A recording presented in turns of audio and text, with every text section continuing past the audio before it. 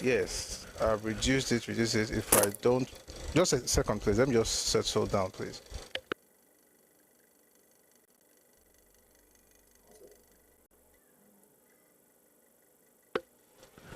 One second, please.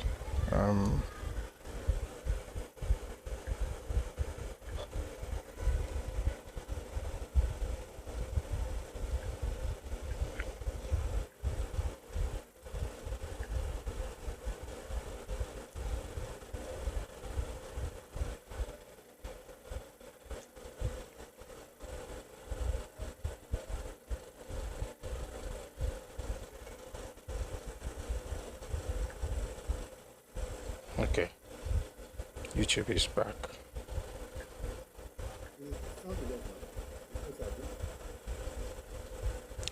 The sound is off now? It's better, Abby?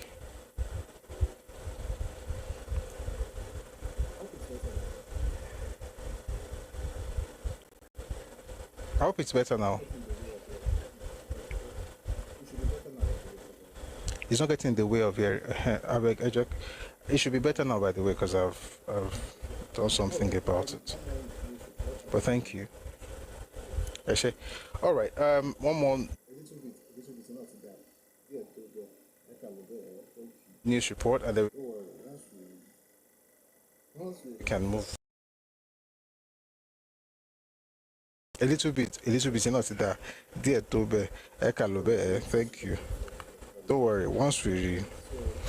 Once we restructure everything, you will not be hearing me. Okay, dear. All right, there's this news report I thought was quite interesting. I should read. Yes, so Guardian published the breakdown of allocations to the local government this month, right? So you may want to check it out. You'll be amazed how much money gets to local government. So they had conversation about local government autonomy, the fact that money will be going directly to the local government rather than the state governor. So that has started, and now people can hold local government chairmen accountable and ask them about how they're spending the money. So you have some. There are many. We have 774, so there are many. But all local government areas in Nigeria are now collecting their own allocation directly, and it's quite interesting that this is happening. So we look forward to better. What's the word now? Better engagement, right? From those people in our local government administration. All right, let us go to class. I wanted to tell you something before we get to class. So I'm going to read you something from my inbox.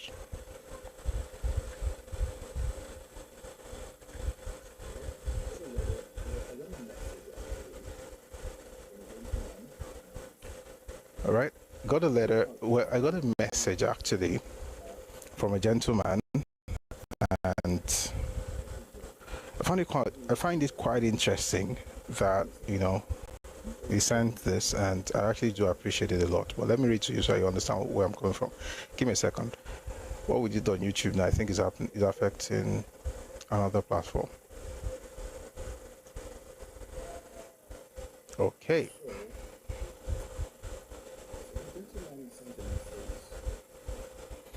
So, right. So the gentleman sent a message last night. It says, "Good evening. I've enjoyed your video, the one in which you spoke about Ibos and went into history. I think it's a fair comment. I also think young Ibos need to know what happened that led to the seeming hatred of Ibos across the country. I grew up between Kaduna and Jos, so I know a lot of things that my fellow Igbo person doesn't. For instance, just like you said, a typical Igbo man thinks that everyone from Lokoja or Makoti upwards is a Hausa man. And despite advances in IT, the ignorance persists even today. I personally think that the Igbo man should speak less and be more diplomatic and tactful in their speech. After the misadventure of the Biafra war, Colonel Ojukwu advised that if Ndibo want to live and thrive in Nigeria, they must learn to make friends with their neighbors. My guess is that advice did not go down too well with his followers, because I don't see any evidence of that happening. My point is, what's next? I am 53 and I've been hearing this tribe about Ibos being second-class citizen since I was in school. So what's the next step? Will the next generation of Igbo youth be condemned to hearing the same rubbish and supporting a mythical Biafra? Now so we go day. Anyway, thanks for your analysis. I wish it could spread further to more of my people. But most Igbos won't be able to listen to your whole video. Just being honest, I know how my people think. And if you're free sometime, let us have a call. I would like to engage with your ideas. And so this is what, I won't have to read everything I said, but of course I was glad that he sent me the message, and essentially things I've said here, I also said in that message, saying that, number one, I don't think Igbos are second-class citizens in Nigeria. I just don't think they are better than any group. And the issue is, to some people, equity is supremacy. In other words, for you to say we are equal means that you are acknowledging that that group is supreme, and that's not going to happen. And he went on to say other things. I don't want to, I responded and responded again. Very nice conversation. Why did I read this? Just to tell you that there are folks from the Southeast, or people who are Ibos, who think differently. Okay, and so every time I speak and I say that there are exceptions, and I want to acknowledge that those exceptions, these are the kind of people I'm talking about. My only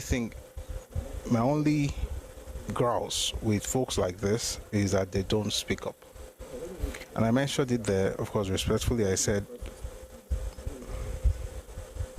let me read the first part of my, let me read the first response, not the second one. Let me read the first response that, I said, thank you very much for reaching out and for taking the time to share your reflections and personal experiences. I truly appreciate your engagement with the video and the honesty of your comments. To begin with, I do not share the view that Igbos are second-class citizens in Nigeria. Constitutionally and practically, they possess the same rights as every other ethnic group, and it is difficult to argue, if we are being objective, that these rights are being systematically denied to them as a people. What I believe often lies at the heart of the grievance is not citizenship itself, but expectations of the Nigerian state. There is, in some quarters, a deeply ingrained belief that Nigeria owes the Igbo something. That assumption, in my view, is neither realistic nor healthy for peaceful coexistence. Of course, this does not apply to everyone, and there are exceptions. I also agree that Nigeria does not have to remain trapped in its current dysfunction. However, for the country to truly work, it must be restructured to reflect its realities. We are a collection of distinct peoples and nations, and governing ourselves as though we are a single homogeneous group, an approach reinforced by the unitary tendencies inherited since the Iransi era, has proven unsustainable. What is required is genuine federalism, greater autonomy, resource control, and governance that aligns with ethno-linguistic and regional realities. Thankfully, recent steps of President Tinubu's government, such as the establishment of the development commissions across all geopolitical zones, suggest a movement, however gradual, in that direction. Still much needs to be done. Once again, I sincerely appreciate your reaching out, and I'm glad to hear voices such as yours from the Southeast. My hope is that more people like you will speak openly and constructively, so that future generations of Igbos do not grow up with a perpetual sense of victimhood, but instead engage Nigeria as equal citizens, demanding accountability and leadership from all quarters, not as a supposedly superior group, but as Nigerians among Nigerians. I pray that God blesses your people and indeed all the peoples of Nigeria. Regarding a call, I'll be glad to continue this discussion and so on and so forth. Anyway, the point here is Jesus Christ, Erobodo.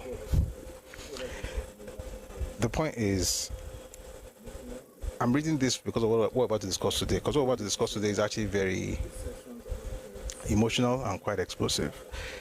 But I'm saying this to say that these sessions are not designed to cast aspersions. And I know that I do this always, as when people hate it. It's like, why are you always doing this? Me. The point is not to say these people are bad. The truth is this. If an Igbo person actually listens to what I'm saying and allows the word to cleanse their heart, they will find closure, and then maybe they can begin to build their part of the nation like they should, rather than going everywhere and telling us how we should be building our spaces. All right.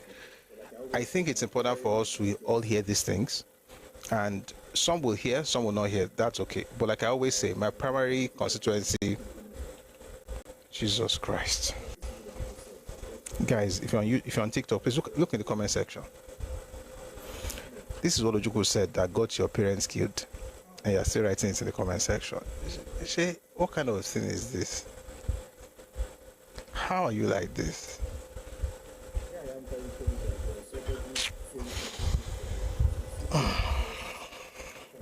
Here I am trying to tell you that there's somebody saying something good from your place. You still came and just scattered everything. Why?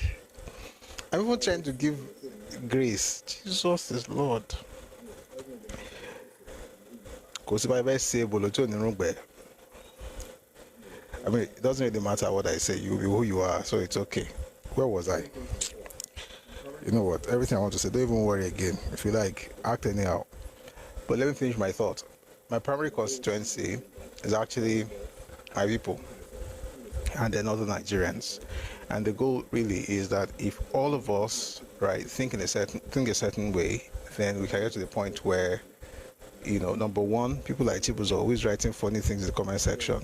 They'll not be able to get you, you know, thinking that you owe them something, because you don't. Thank you very much, Jennings. I really appreciate it. You don't owe them anything. When they try to blackmail you, it will become very difficult. You become impervious to whatever it is they're trying to get into you, right? And then the other thing also is that if they ever choose to listen, they also find closure. But that's if they choose to listen. Having said that, let's get into what's happening. Okay, is YouTube fine? Okay, YouTube is fine. Having said that, let's get into today's session. Okay, let me start by saying this. I foresee that I might take breaks in between today's session, and that's because of what happened yesterday. So, good evening, Akador. Thank you for joining us on YouTube. What happened yesterday, right, was that we're having a fantastic time. We listened to this recording about Eastern minorities being involved in Biafra, and then we got on to reading certain materials, and somewhere in the middle of that, I just couldn't go on because it was too gory. The kind of thing we're discussing was terrible. And so we're going to talk about it today. We're going to have a full session on it. So what we're discussing today is the Eastern minorities' experience in Biafra. Let me start by saying this. This does not in any way cancel what Ibos went through. This goes without saying, by the way, but for some reason I have to explain. A gentleman came here the other day and said, have you seen anything conflicting in things that you read? For instance, the folks from the south say that Ibos forced them to join Biafran army. But he said his own uncle too was forced, but his uncle was Igbo. And I said there's no contradiction there. Someone from Akwa Ibom says that he was forced to join the army, and there are many, and there are videos of them, by the way, speaking way back in the 60s, 68, 69, said they were forced to join the army. Just because he's saying he was forced does not mean your uncle was not forced. Your uncle's story is different from his own story. And your uncle's experience should not stop him from sharing his own experience. I don't talk a lot about the sufferings of the Igbo during the war, not because Igbos did not suffer, but because we have listened to that story for almost 60 years. And there's nothing wrong in listening to the story, to continue to listen to it. However, there are other groups that you have not, whose stories you have not heard at all. And because you do not know what happened to those people, we act generally as Nigerians based on that single narrative, and then we tend to pander to one group. I'm not saying it's bad to acknowledge what evil, terrible things happened, you know, in Igbo land. It was bad. And we read it here before, by the way. But it's terrible. But I don't spend too much time on it because we've heard that story since 1967. 66 to be fair, if you go back 66. So we've been hearing it for 60 years. And I'm sure people will still keep hearing that story. There's nothing wrong with sharing your own skinny, but it's not one story. There are others who also experience different things. And until we listen to those people, you will think only one group is the victim. You have this sole victim narrative of the Nigerian experience. There's nothing so-called. There's nothing like that. The one who was a victim in one instance was actually the perpetrator of terrible things in another instance. And to begin with, that's just to tell you how crazy human beings can be and how terrible wars can be and how wars bring out the basest instinct in man.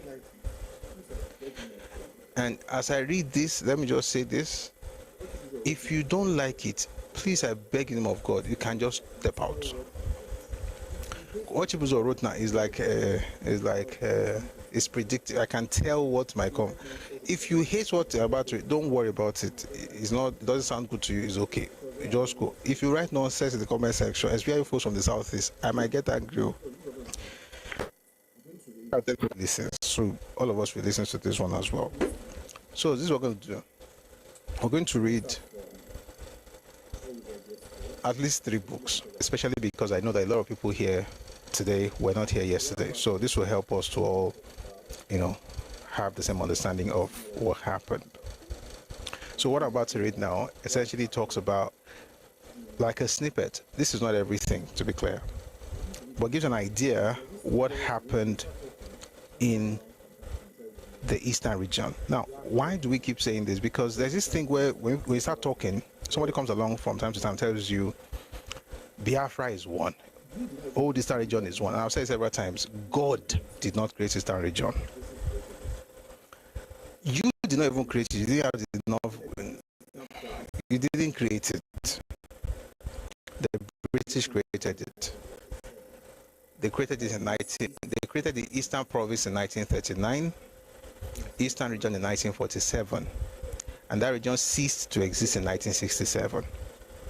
So you see, it's not an ancient idea. Okay, we have people alive who are older than the idea of Eastern Province concept. Okay, why is that important? Because when you have conversations and you have people just rambling and shouting, oh, you hate us, you are trying to break the Eastern region. Nobody's breaking what was not even together. And when you were trying to break out of this region, there are some things that were done to certain people. Also, when you see the pushback in Rivers State, there's a reason behind that. And maybe today we're going to get into some of those things. We're going to start with Rivers State, and also Rivers State at the time, and also the Southeastern State. And I'll say this before we get into it. Whenever you read books about Nigerian history, anything before 1995, if you say the word Southeast, it's not talking about Igbo land. Okay? Southeastern State. Any material you read from 1967, May 27, when the state was created, up until around 94, 95, when Abacha had his own constitution, where Dr. Alex Ekweme proposed the idea of 6 geopolitical zones. By the way, the word Southeast, the geopolitical zones that we have, that Igbo people hate so much, came from an Igbo man. It's quite interesting how things work in the Southeast, isn't it? What is South-South? What does South-South mean? That South-South you hear actually came from Dr. Alex Ekweme. It wasn't South-South people that came up with that thing. So all this one that you're shouting, where is South-South in the map? By the way, the idea of South-South is not about geography, it's geopolitical zone, not geography. So you may not find it on your map, but that's what people have decided to call a particular zone. So you take it just like Middle East. There's no Middle East in the map. There's no Middle East rather in on your wind vane. There's East. There's no Middle East, but we have Middle East geopolitical area, so to speak. All of that to say this: whenever you say the word Southeastern or Southeast or Southeastern states from 67 to around 94, 95, it's talking about present-day Akwa Ibom and Cross River states. At the time when Yakubu Gowon created states on May 27, 1967, he broke the Eastern region into 3. The Southeastern State, the East Central State, and Rivers State. Rivers State is present-day Rivers and Bayelsa. Well, most of Bayelsa, because part of Bayelsa was actually Western region, but most of it was, of course, Eastern region. And then Southeastern State is present-day Akwa Ibom and Cross River State. East Central State is what you call Southeast geopolitical zone today. Abia, Anambra, Ebonyi, Enugu, and Imo. They are the East Central. They were the East Central State, and we call it Southeastern region today. Because at some point you're going to hear the word Southeast. That's what it means. So let's start with what happened in Rivers by reading the book by Elechi Amadi. Elechi Amadi was an Ikwere man, and he wrote a book called Sunset in Biafra. I want you to just try as much as possible to not give us wahala. If you are from the Southeast here and you are here to be angered or anger people, please, may God Just please, I'm begging you now, please. Don't disturb us. God bless you. Hello, Empress Swande, good to see you. All right, let's get into this. So this is Sunset in Biafra by Lechi Amadi.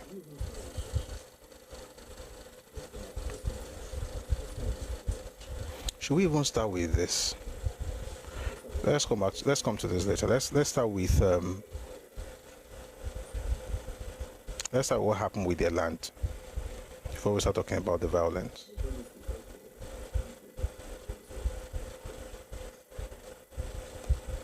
And we've done this before here, but it's important to repeat it if we're going to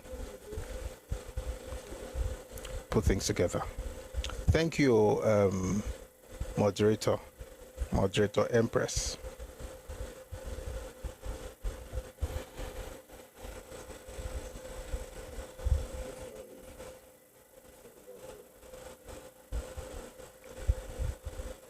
So let's start with the stuff about the land.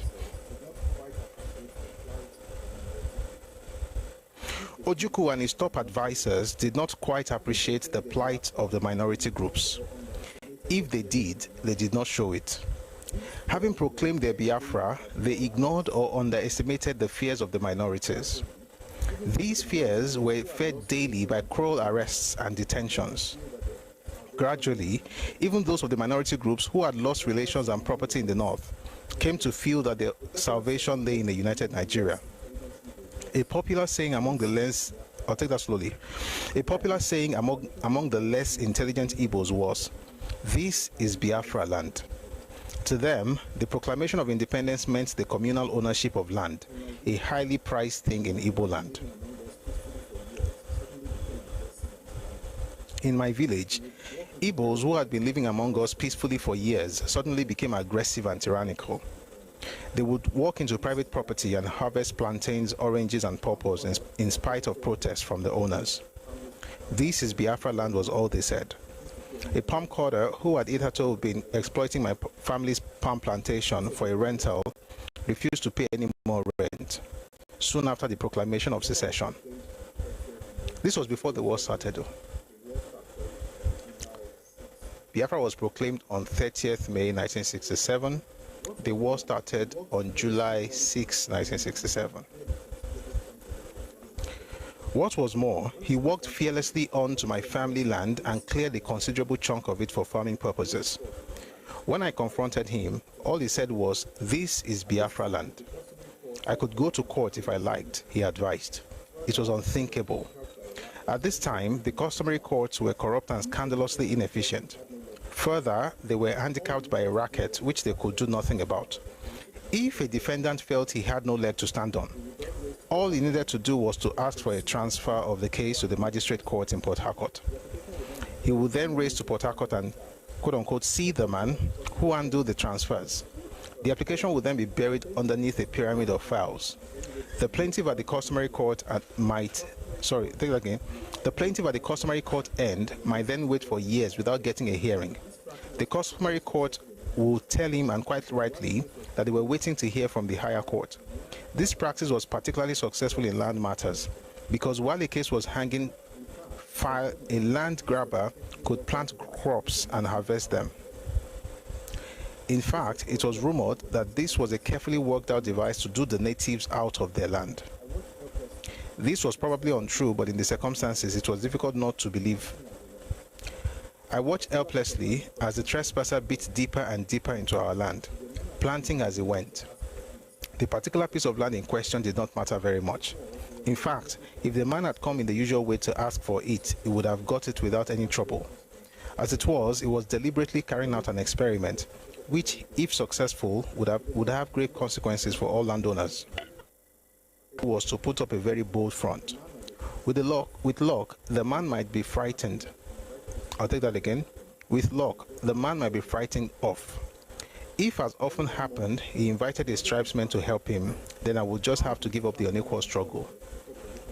Early one morning, my brothers and I, armed with sharp knives and cudgels, took up positions on the farm.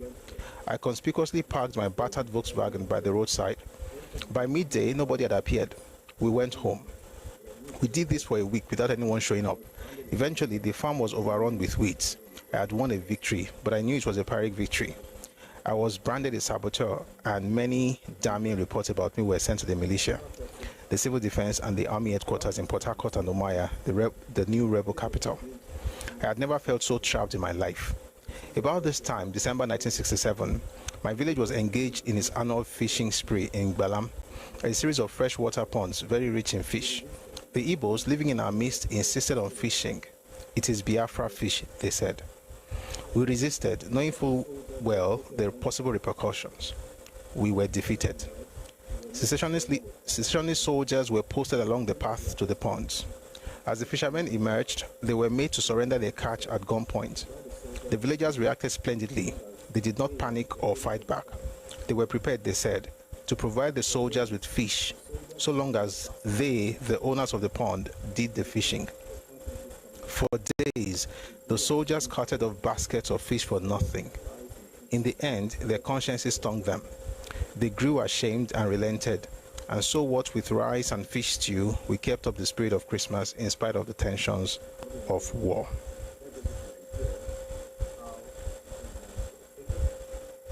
I'm not going to read everything in the book, but that just gives an idea how people's lands were taken and how even fish was called Biafra fish. And I like what he started with. He said that Ojukwu and his top advisors, who Neville Graham Douglas referred to as the Nnewi clique, he said they did not appreciate the plight of the minority groups. If they did not show it. Who said that? Elecha. By the way, this book is actually quite... The author was quite gracious, even in his writing. So I find it very funny when I see people from the Southeast, saying the book is bad and all those things. I think it was very gracious. Maybe they've not read it, to be honest.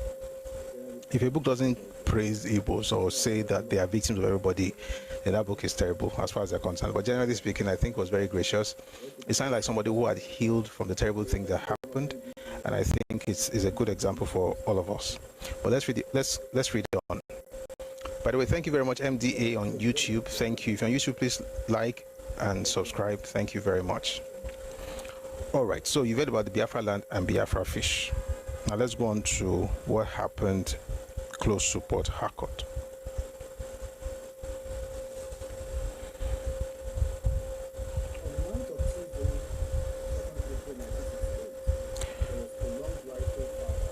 On the night of Tuesday, 2nd April 1968, there was prolonged rifle fire not far from the village. Although Port Harcourt was now being encircled by federal troops, I did not think they could be anywhere near my village at that time. I did not think they could be anywhere near my village at that time. Still, the intermittent shooting disturbed me. The next morning, we were told that some federal soldiers had been killed in a skirmish. There was to be a general combing to ensure that no enemy soldiers were hiding anywhere. Please, if you're on TikTok, kindly power tap. We need to get these numbers up, please. I will read, don't worry. I want to read, you want to hear? So I will read, but please power tap. Thank you. I'll start again. On the night of Tuesday, April 2nd, 1968, there was prolonged rifle fire not far from the village.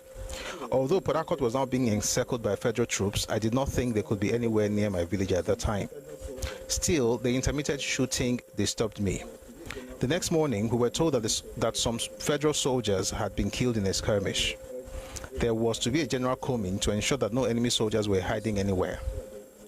Villagers were urged to go and have a look at the slain enemy soldiers so that they would realize that the victories claimed over the radio were not mere propaganda. Joining the considerable stream of sightseers, I reached a large pit into which waste crude oil from an oil well had been diverted. Floating on the oil were many bloated bodies, turned face downwards. Blood was still oozing out from bullet holes in some of them. None of the dead wore any uniform. They were dressed in singlets, shirts, and wrappers. The ground around the pit was beaten down, much like a recently used wrestling arena.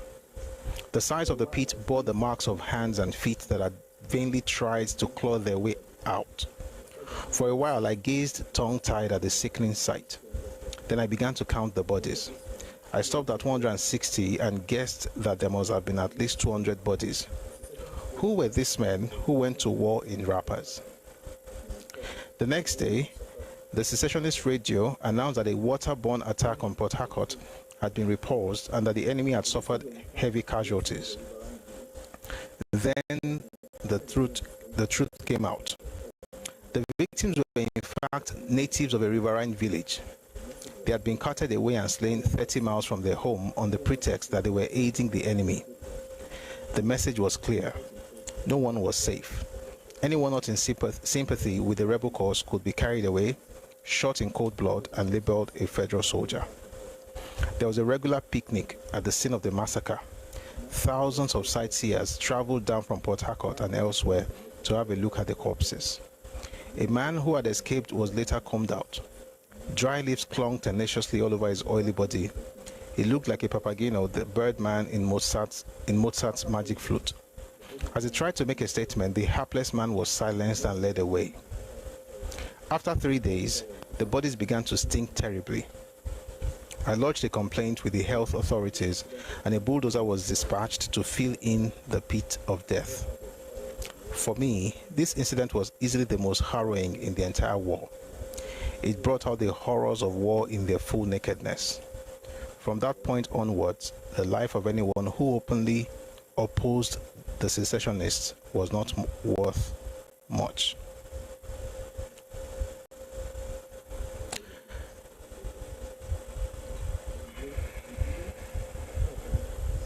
Okay, the book.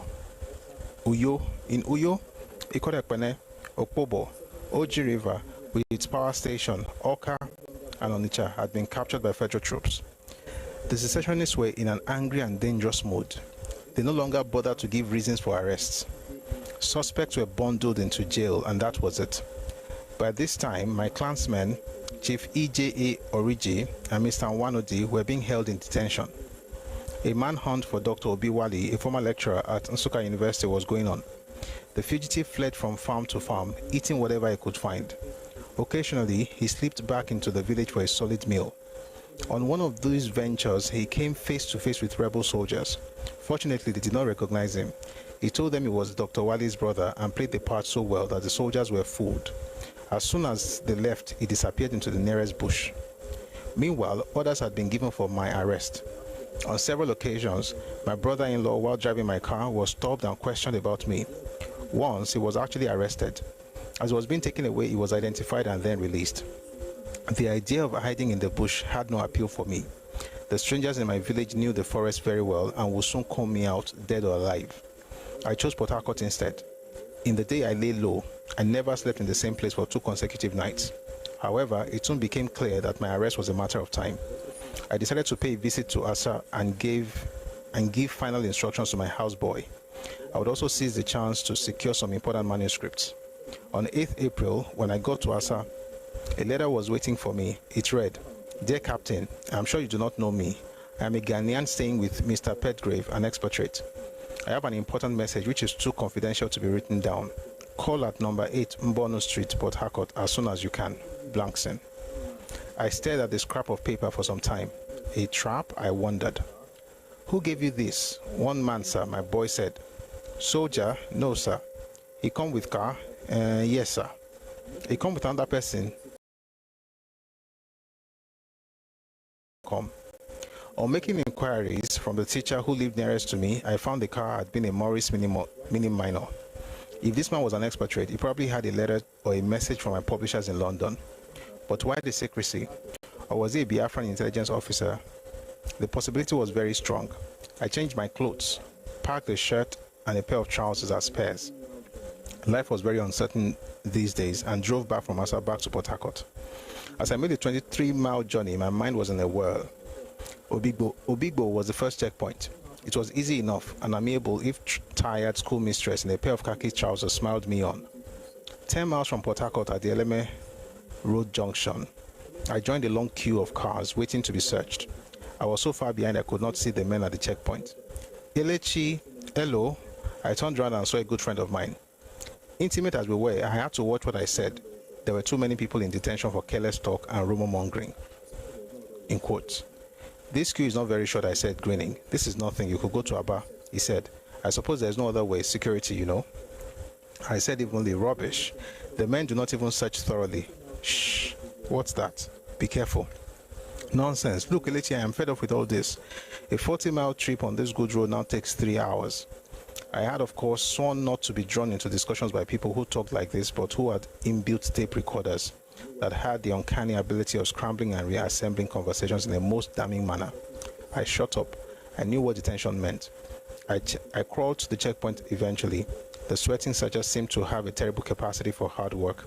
It was a motley crowd, including a Red Cross girl, a civil defense worker, an emergency special constable recruit, and a prosperous, heavily bearded civilian with a double-barreled chest gun and a double chin.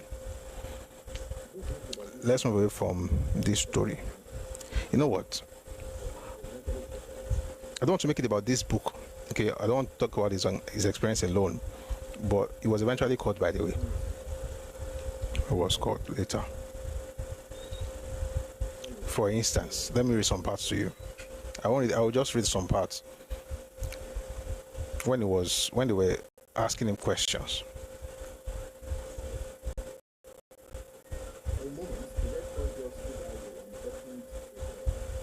Okay, let's read from here. For a moment, the Red Cross girl stood idle and beckoned to her.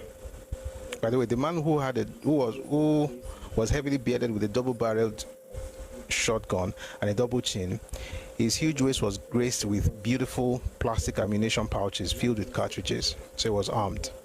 For a moment, the Red Cross girl stood idle and I beckoned to her. I liked being searched by girls. It was gentler and much more interesting. Open your boot. Sure, darling, I said. She smiled, and instead of opening my boot, came nearer to peep into the car. You're a Red Cross girl, aren't you? Why are you here? I am in the accident prevention unit. Why then are you searching me? I am only helping. Do you want to search inside? As I opened the door and moved out, as she made to move in, I whispered, you're very pretty, really. It's some sort of fine girl. You know, let's continue. You're very pretty, really. She stood while duty and feminine coquetry fought a door. Have I not met you before? I added, before she could recover. You may go, but you haven't searched me. You're a troublesome man. I could be a saboteur or go on himself, she retorted. You know what? There's a part I wanted to show you. Okay, it's there. So while they were doing the whatever, Tontagi, she burst out laughing and moved away. I thought I was free. I started the car. Wait, it was a double-barreled man. Have you been searched? Yes. By whom? That girl there. Did she search inside? No. Come out. I opted out. He opted in and pounced on 2 files on the back seat. What are these? Manuscripts. What? Well, have a look. What is Siburu? It is the title of a play I have written. How about this file? It contains poems. Park your car this side. There is nothing in. Park your car this side. I obeyed. What is your name? Amadi. You must come from Owerri. No, from Ikwere. The people who want a river state, this is where I'm going on.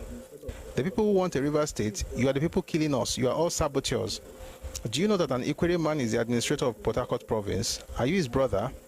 I am not a saboteur anyway. You may be, but I am not, and I don't like the way you are talking to me. Who are you? I have told you, I am Amadi. At this point, a soldier arrived. Let him go, he told the bearded man. I was relieved. I started the car once again. Give me a lift to town, the soldier said. Now I understand his kindness. Come in, I have a load there, and so on and so forth. So that's like the comedy before the deep stuff. So that's basically Elechi Amadi's experience. By the way, it's a lot. Eventually he was caught and then they had conversation and all those things. So if you want to understand everything that happened, get Sunset in Biafra. Okay? What happened with the Ghanaian,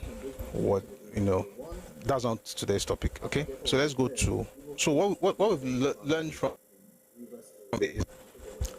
After Biafra was declared, Igbo folks could go into any farm in Rivers area and take over that space and shout it is Biafra land, no matter what you said. And even when they were trying to fish in December, they said it was Biafran fish. And they were going to actually fish themselves, but the natives refused. They said, you know what, we're going to fish and give it to you because this is our own. And of course, after a while, their conscience was pricked.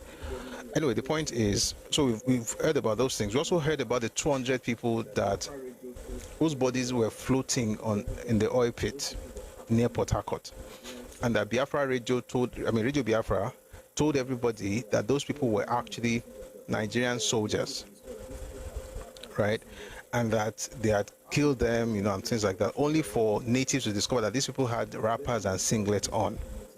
How on earth are you going to be a Nigerian soldier wearing wrapper and singlet? It was later on they discovered that these were actually natives of a neighboring village, and they had been brought there and killed by Ibos soldiers. Now, this particular case was actually repeated by another author. He published his own book in 1968. The one I just read right now, Sunset in Biafra, was published in 1973. But there's another book published in 1968 titled Ojuku's Rebellion and World Opinion. It's a bit more graphic. And then there's another book again that I'll probably read once we're done with this one. But let's go to Neil Graham Douglas's Ojuku's Rebellion and World Opinion. Like I said yesterday, this particular book, you can get it on our Telegram channel, Radio Me Global. So if you go there, opinion in the learning section, okay? It's free, by the way, you don't have to pay. But if you want to buy books, you have to go to Radio Me Books. But if you want some of the free stuff we have, you can go to Radio Me Global on Telegram. Having said that, let's read Neil Graham Douglas. Why do we need to read this? Because he was the Attorney General of the Eastern Region, working with Ojukwu before Biafra was declared. And he has a very interesting perspective as far as this whole issue is concerned.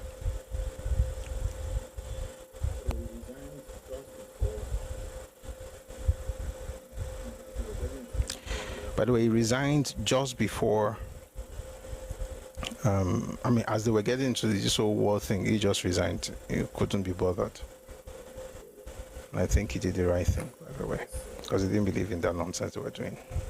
I talked about it in the earlier pages, but let's go on. By the way, is Roadmaker here? I saw your message earlier. Thank you for that message.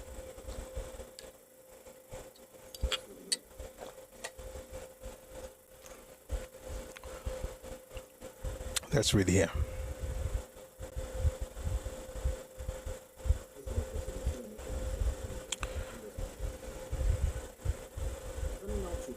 Let's go back just a bit, since I mentioned his resignation, to give us context, okay? Turning now to personal considerations for a moment, I must say categorically again that I was not forced to resign, and that the allegation that I transmitted secret or any other information to Lieutenant Colonel, as it then was, Gowon, by any means whatsoever, is absolutely untrue and malicious fabrication, I did not need to transmit any information of any kind to Gowon. I believe that if I had had the inclination to do so, I might have saved my country from the horrors and devastations and the economic disasters of a civil war.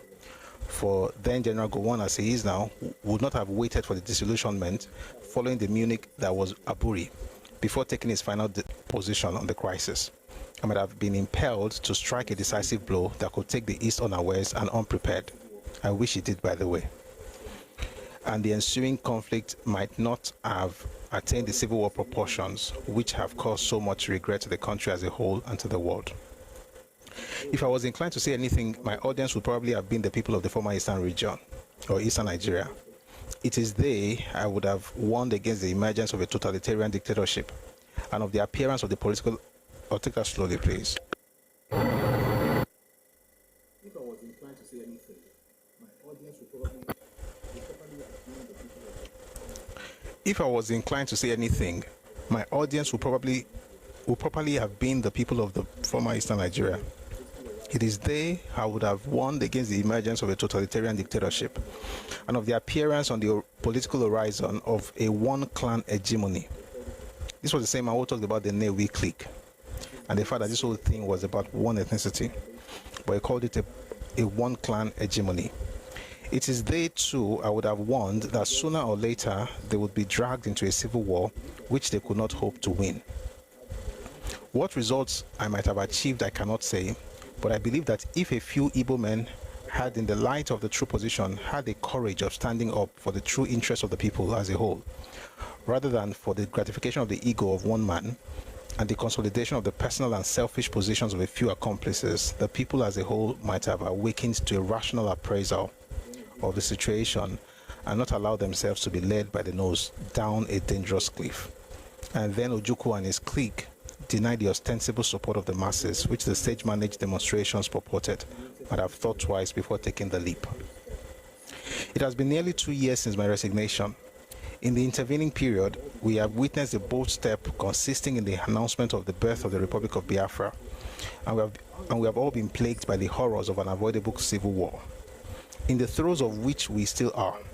How it will end, I cannot say, but if I were to base any prediction on the present trend, I would boldly claim that I have been vindicated both as to the futility of the gamble and as to my decision not to be party to such ignominy.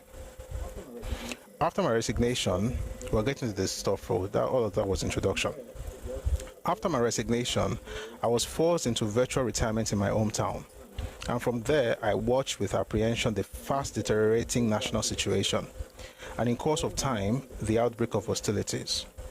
And I lived there in those dark days of tyranny, of which all the inhabitants of the minority areas of the former eastern Nigeria have had ample cause to complain, as much as possible detached from the involvement in the raging conflict for having already been a bogeyman of the Ibos and the object of their vilification and hate.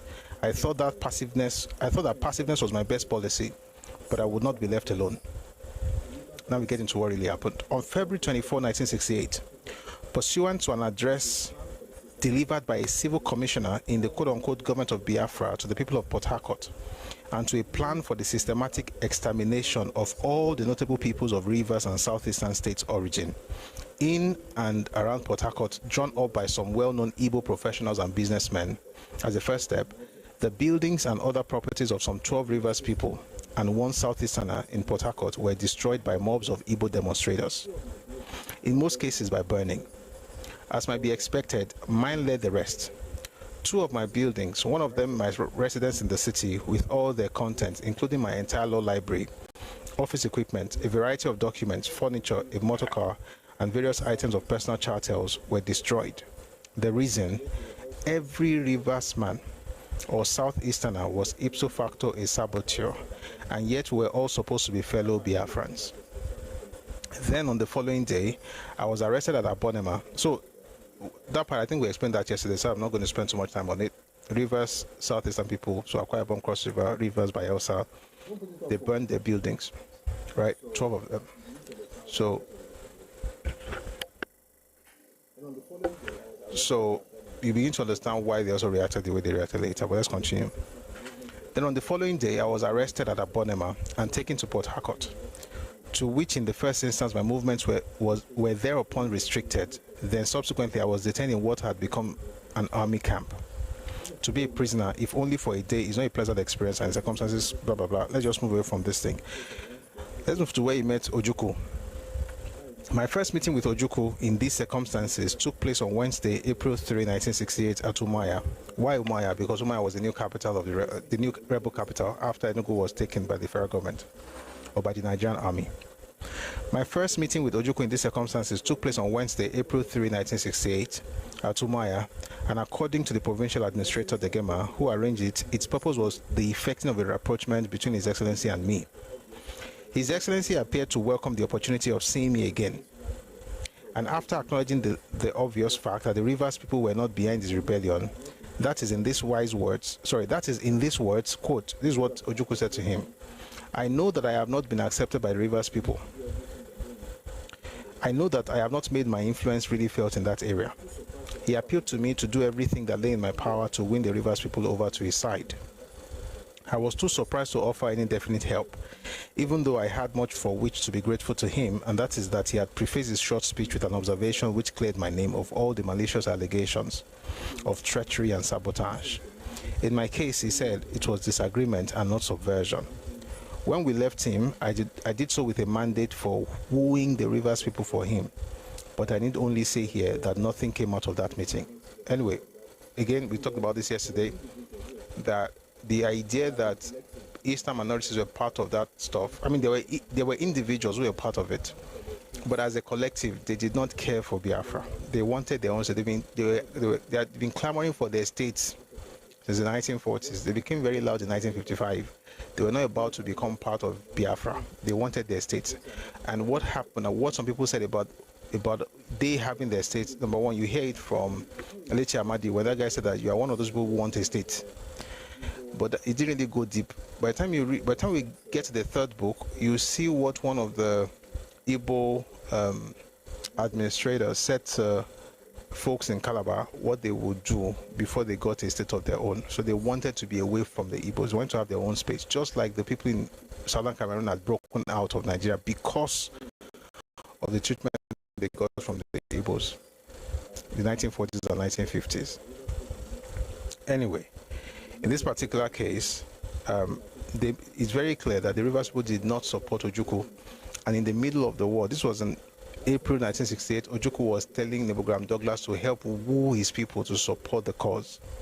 So that tells you something. This whole idea that, okay, there was a consultative assembly, everybody in the Eastern region wanted, they didn't all want a war or want a region or want a Biafra. Biafra was a product of a man's ego and the ambition of that particular man and the desire of a clique that worked around him. And then it was supposed to also help to accomplish something for his ethnicity, not for the region called Old Eastern region. It was for his ethnic group. All right, we're going to read very fast now. I'm trying to read some of the things we read yesterday, so that those who were not here would be able to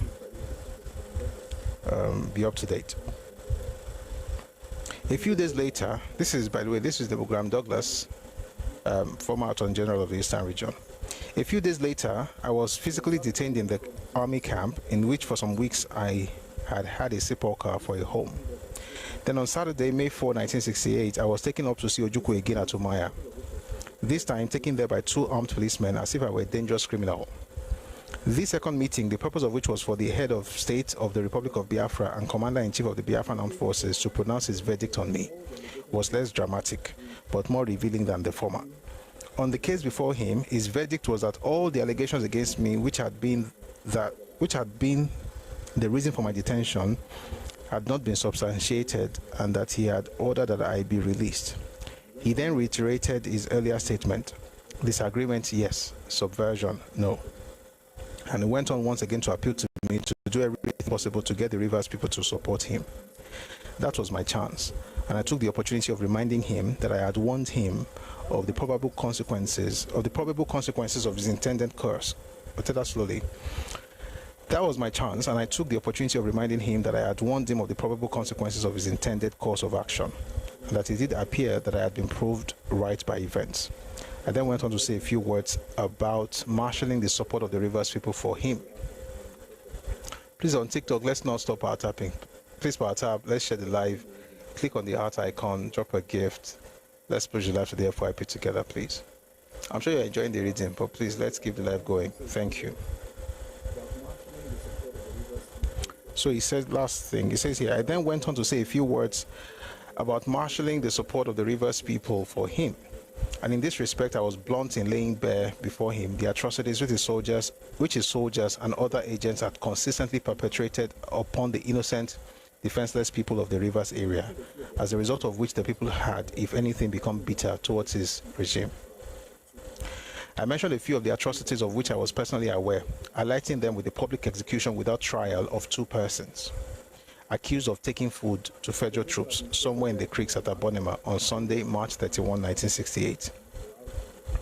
The provincial administrator thereupon remarked that the summary execution of suspects had been authorized by the highest authority in Umaya, but this did not draw any note of surprise or evoke any refutation from the head of state, which means he probably told them to do what they did, because he didn't have surprise after he was told what happened.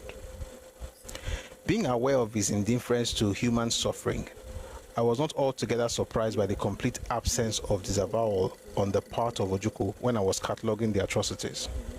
On the other hand, he gave us a number of reasons as to why he thought the Rivers people were not with him, and why in actual fact many of the leaders were defecting to the federal side through Bonny to Lagos.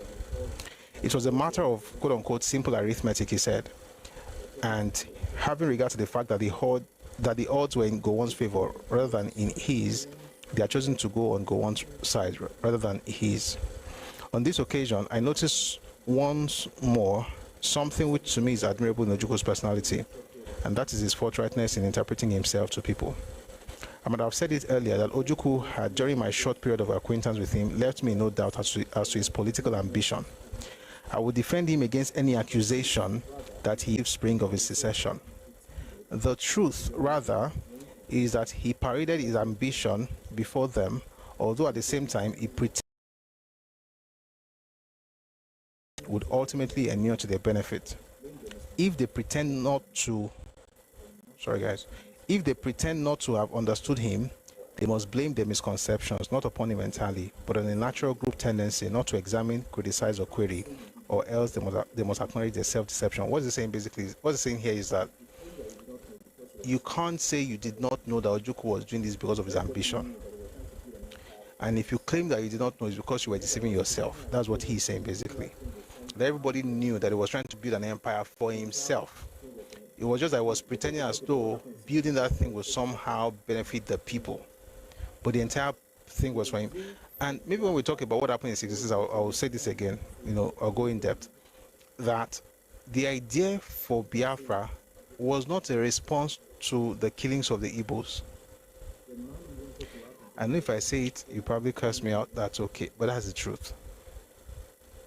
The man wanted to have his own nation before anything even happened to Igbo people. And you see it in this book where you get it. Please read it. You read from the beginning and read it slowly. You like it. It's eye-opening.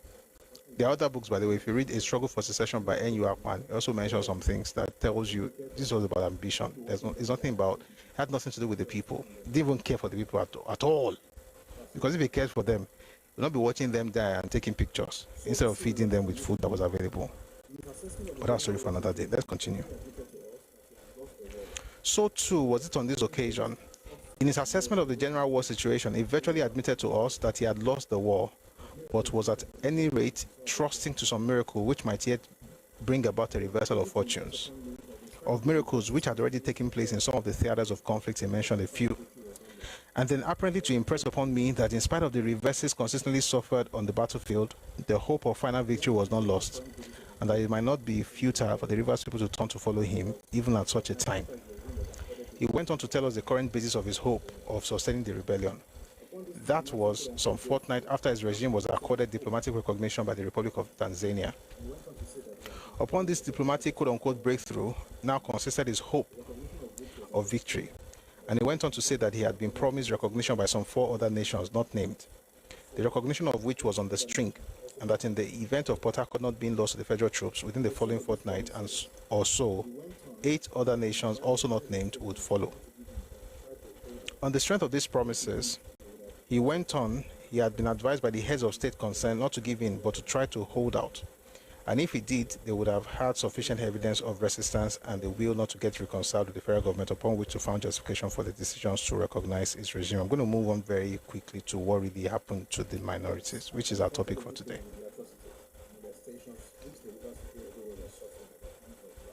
Yes, I confronted Ojukwu with the atrocities and molestations which the Rivers people everywhere were suffering at the hands of Biafran soldiers and other official personnel. I have already mentioned the public executions to which I specifically called his attention. There was a crime, excuse me please.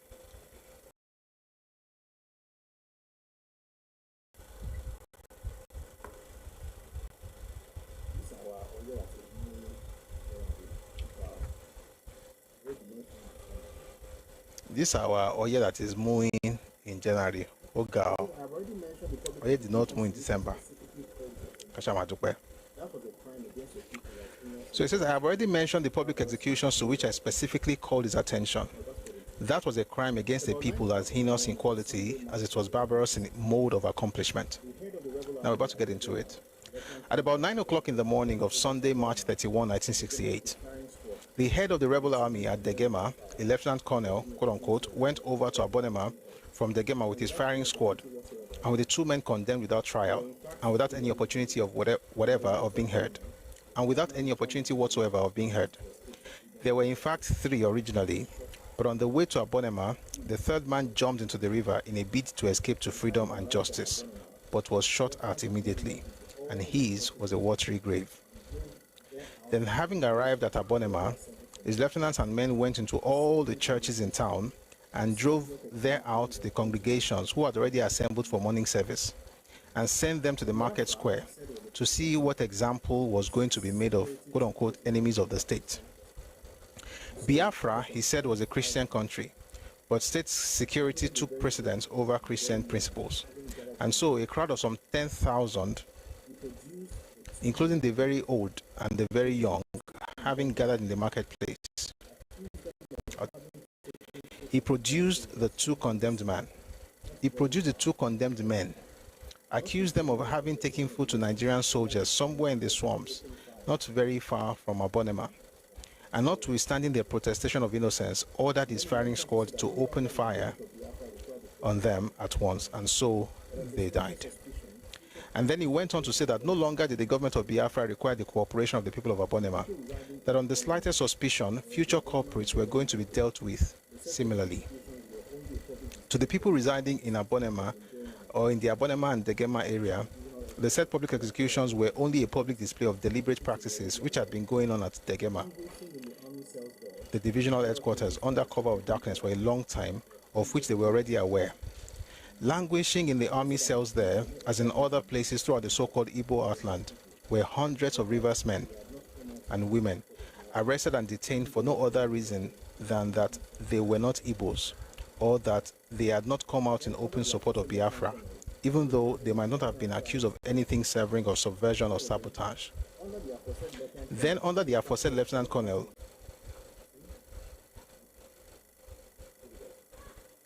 okay, YouTube is back, I think. Okay, where did I stop? Yeah. Under the aforesaid Lieutenant Colonel grew the practice of calling out of their cells every night some 4 or 5 of such detainees and taking them to face the firing squad. Then on the following day, their bodies would be found floating on the Sombrero River, and woe betide that man who offered to remove the body of a relative or a friend for burial on land. In this way, many well-known and well-connected Calabari young men, civil servants and policemen among them, met their violent ends. Altogether, prior to the aforesaid public executions, no fewer than 200 souls had perished through this process. And when the area came to have its first crop of Marine commandos recently passed out, it got as well to witness a new mode of killing. The commandos had acquired a new skill.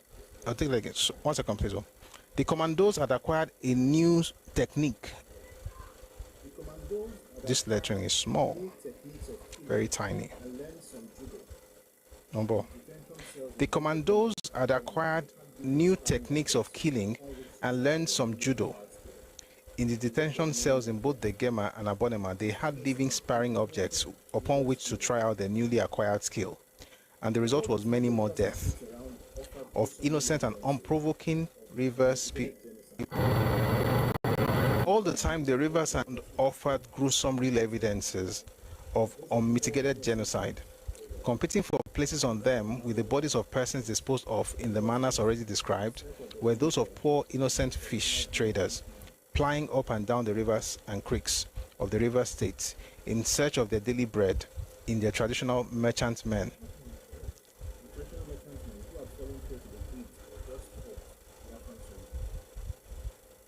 Okay, I was correct. In the traditional merchantmen who had fallen prey to the greed or just sport of Biafran soldiers patrolling such rivers and creeks. The usual manner in which these were disposed of was that the canoes were forced to stop with warning shots from Biafran rifles. Then they were boarded, and the occupants thereof were either shot without much ado and thrown into the water, or had their hands tied behind their backs before being thrown into the water. And in any event, all the contents of the canoes were transferred into the patrol boats, and the canoes were left to float unmanned on the rivers and creeks. Hundreds too did perish in this way. So what it's saying basically is this: that I hijack a canoe, pack everything inside that canoe to their own patrol boats, and tie the hands of the rivers people in that canoe, or just throw them inside the water, or tie their hands and throw them inside the water, and then leave their own canoes to just float aimlessly. These are the people with whom they agreed to have their own nation. What a wonderful story. These daily killings, if you're on TikTok, please don't stop our tapping, please. Let's power tap. Let's share the live. Just click on the heart icon and drop your heart to me. These things help the live, okay? And if you're on YouTube, please like the live. Kindly like or double tap on your screen and also subscribe. Thank you very much. Facebook folks, please like and share as well. And also for folks on X, like and repost. Thank you very much. Let's get back to the reading. We're reading Ojuku's Rebellion and World Opinion by neighbor Graham Douglas, who was the Attorney General of the Eastern Region, just before the war. So let's continue. These daily killings send to the background the lesser forms of molestation of which every town, village, or fishing community in the whole of the river state has had to complain. If killing offered an opportunity of sport or fun, then beating offered even greater entertainment. And in this respect, there was no class distinction in traditionally stratified communities. Old and young, man and woman, boy and girl, chief and commoner, all alike were victims of Biafran barbarity. None was too big or too unimportant to escape the militiaman's whip or the butt of the Biafran rifle. One nobleman, Chief Miller Dick Harry Braid, was in fact beaten to death, and there was no prick of conscience. Then there was the seizure of money and foodstuffs from poor women traders in both the town markets and on their way from the occasional aquarium markets. So this is people not going to tell that they are Igbo. All right, let me read again. There was seizure of money and foodstuffs from poor women traders in both the town markets and on their way from the occasional aquarium markets, the traditional sources of supply of foodstuffs for the Kalabari area.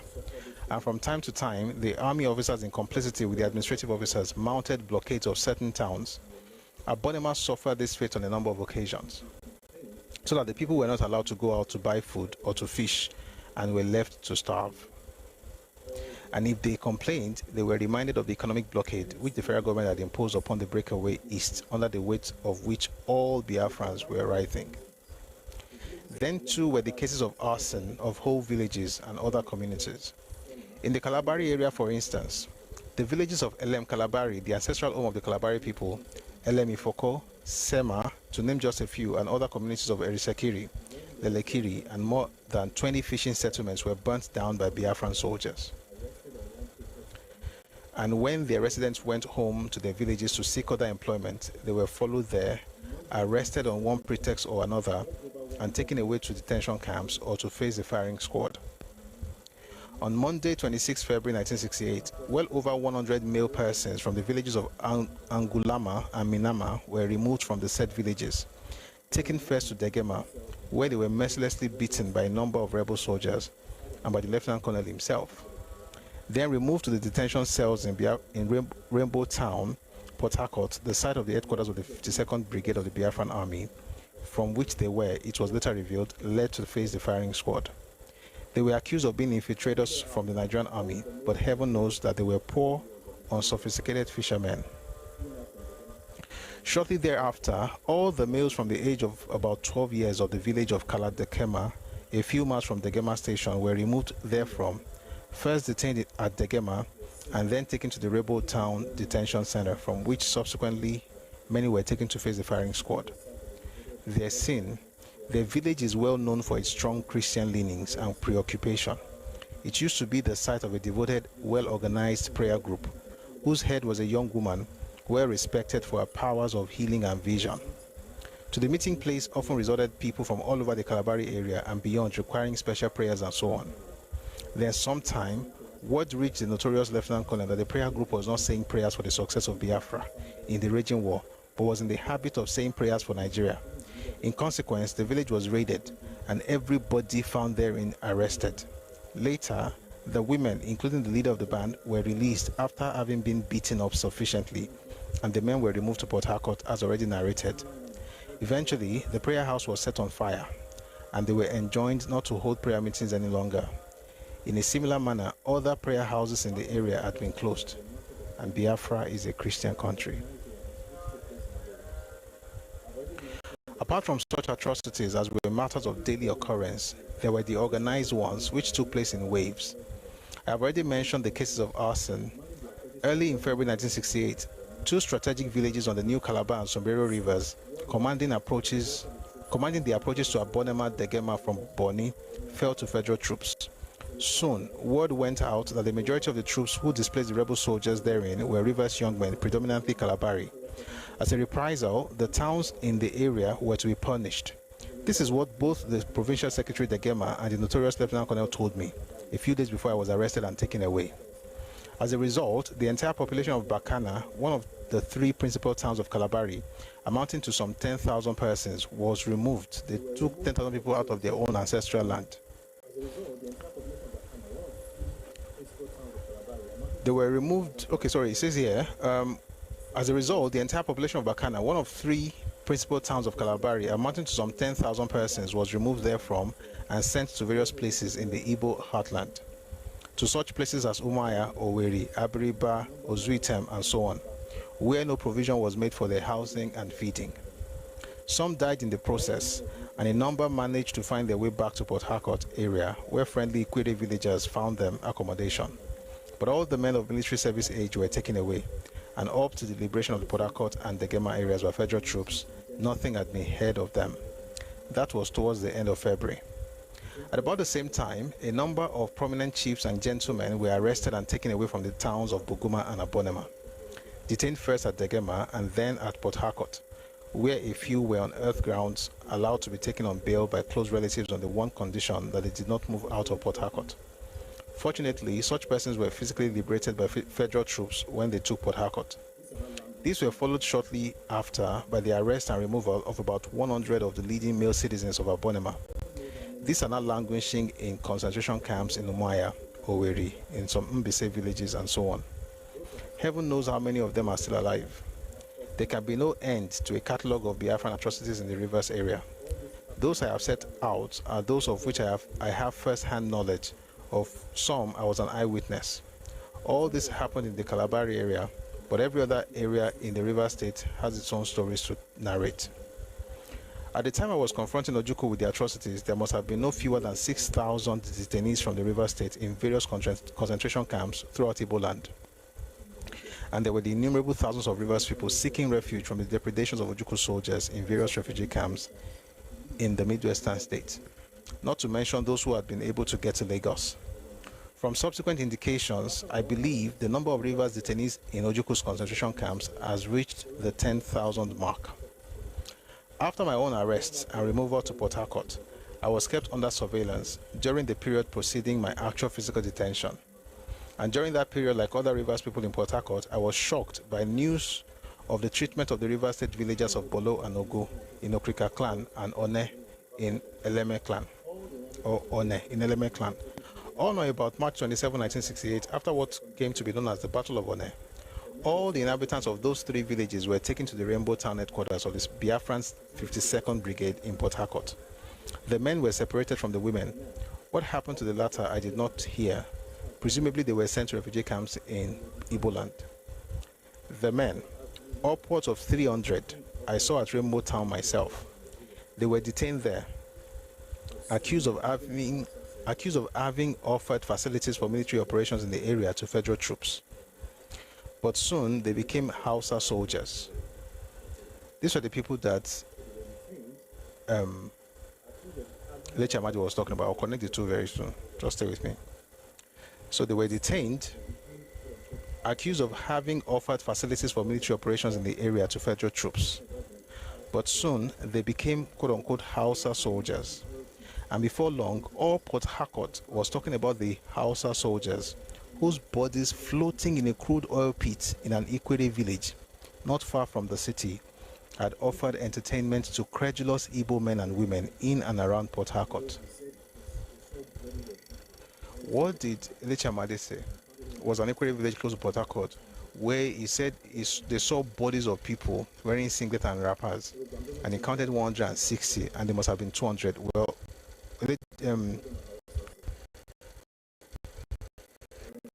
they were, Douglas is saying they were actually about 300 men, Hausa soldiers, wearing wrapper and singlet, and their bodies were now floating on an oil pit, or in a crude oil pit, I meant to say.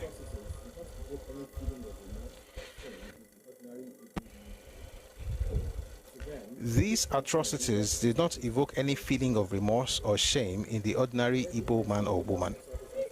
To them, every person of Rivers or Southeastern state origin, Southeastern is Akwa Ibom and Cross River, every person of Rivers or Southeastern state origin was by that very fact a saboteur, for whom there was only one law and one punishment.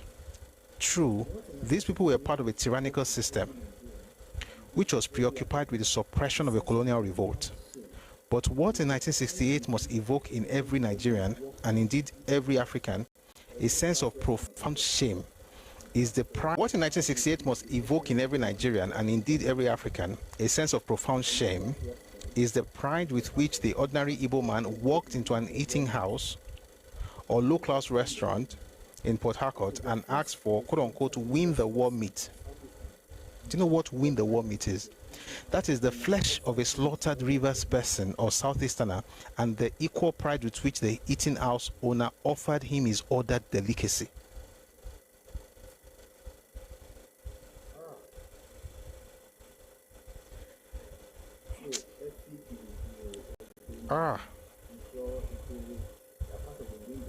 So Efi, Kibibio, Ogoni, Ijo, Ikwere, they are part of the win the war meat package. This was why I stopped yesterday. This is part of the reasons I stopped yesterday. I had to. How do you hit human beings?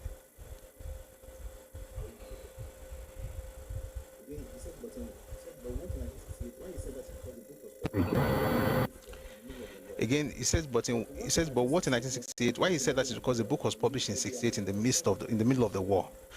But what in 1968 must evoke in every Nigerian, and indeed every African, a sense of profound shame, is the pride with which the ordinary Igbo man walked into an eating house or low-class restaurant in Port Harcourt and asked for win the war meat. That is the flesh of a slaughtered Rivers person or Southeasterner, and the equal pride with which the eating house owner offered him his ordered delicacy.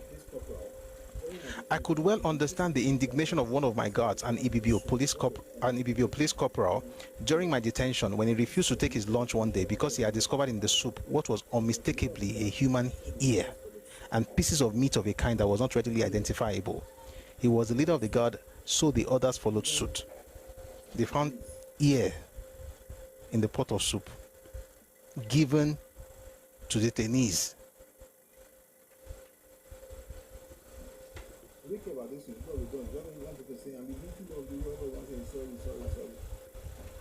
Do we care about this news? No, we don't. It's just one people saying, I'm the victim of the war. Everybody's not saying sorry, sorry, sorry. These people also have their own story. And it was not only the men who frolicked in these sadistic escapades. For instance, female Biafran civil defense workers were just as ruthless as their male counterparts in the punishment of recalcitrant Rivers people. And on Wednesday, May 15 and Thursday, May 16, just a day before federal troops entered the city, several Igbo women demonstrators were proudly parading the streets of Port Harcourt with the limbs of slaughtered minorities people and chanting tribal war songs. Several Igbo women demonstrators were proudly parading the streets of Port Harcourt with the limbs of slaughtered minorities people and chanting tribal war songs. That was barely 4 days after the Rivers and Southeastern States residents of Port Harcourt and the surrounding area had escaped Operation Wipeout. That was the name of the intended extermination of all such persons. A pogrom from which they were saved only by the proximity of federal troops and the panic caused by the sounds of federal guns. Adeglu, they are not quiet though. They forgave. But you see, new region, this will help me. Listen, folks from the South listen to know these stories. Maybe if they know, they'll be a bit calmer with this, the way they just talk anyhow. Maybe they will be, because the way they are acting, it be like I said, people act in a way and you're like, do you want a repeat of the past? Do you get what I'm saying? Maybe if they hear these stories, this is why history is important. Not to demonize a group, but to remember what happened. Think about it. If these clowns are carrying microphone to Port Harcourt, if they heard this story, do you think they will go there and be telling them you are Igbo, you are Igbo, you are Igbo, you are Igbo? You fed them their own meat. They know what happened. You fed them their brothers as meat in a pot of stew. They know what happened. Do you think you'll be going with microphone? You are Igbo. You are Igbo. You couldn't Igbo.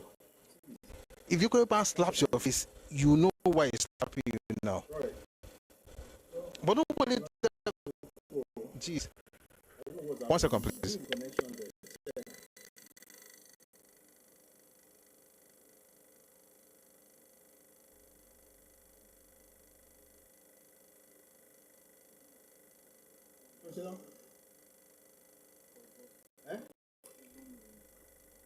Those are just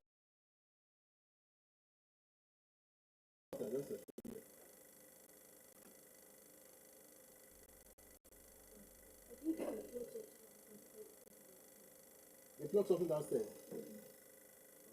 Maybe okay, you're not sure. You're saying it. That's all.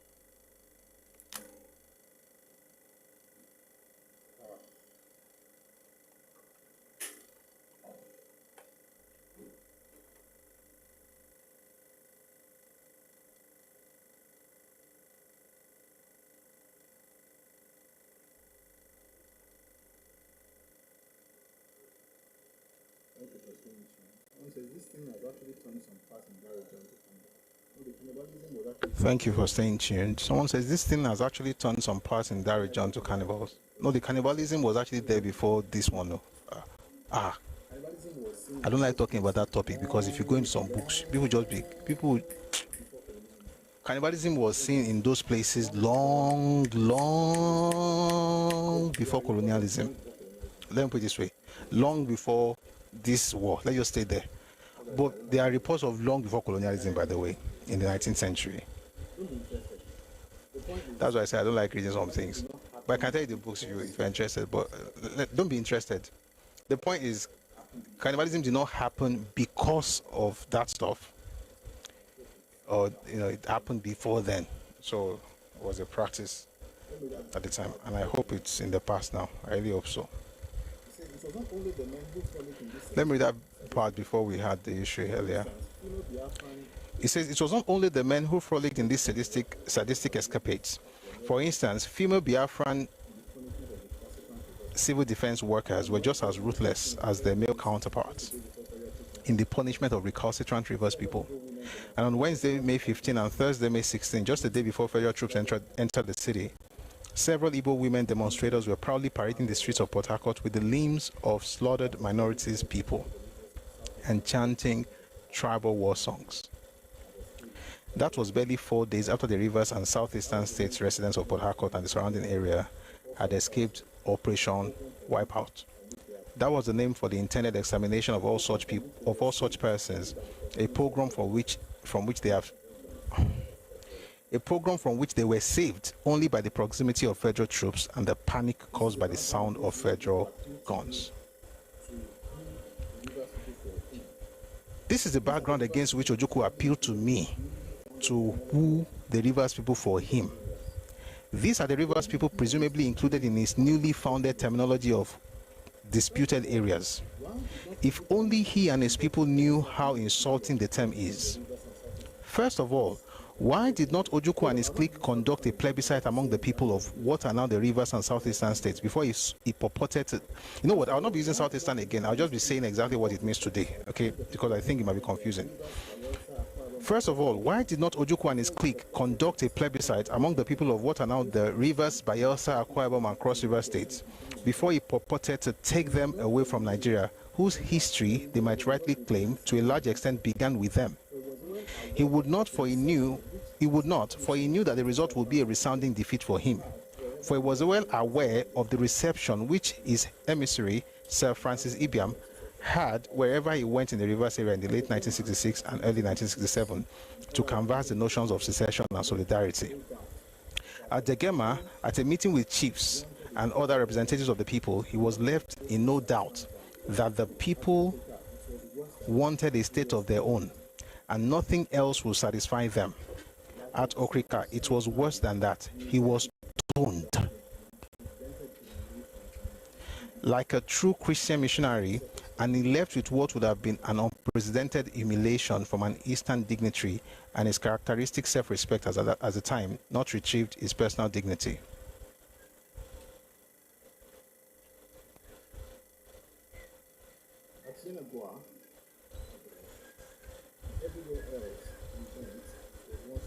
At Yenagoa, that's my elder, and everywhere else he went, it was one story. The people had had enough of Igbo rule. That person who came the other day and said, minorities said they wanted to be part of this whole thing. This is what the minorities said, not in 2008 or in 2026. In 1968, they did not want to be part of Biafra.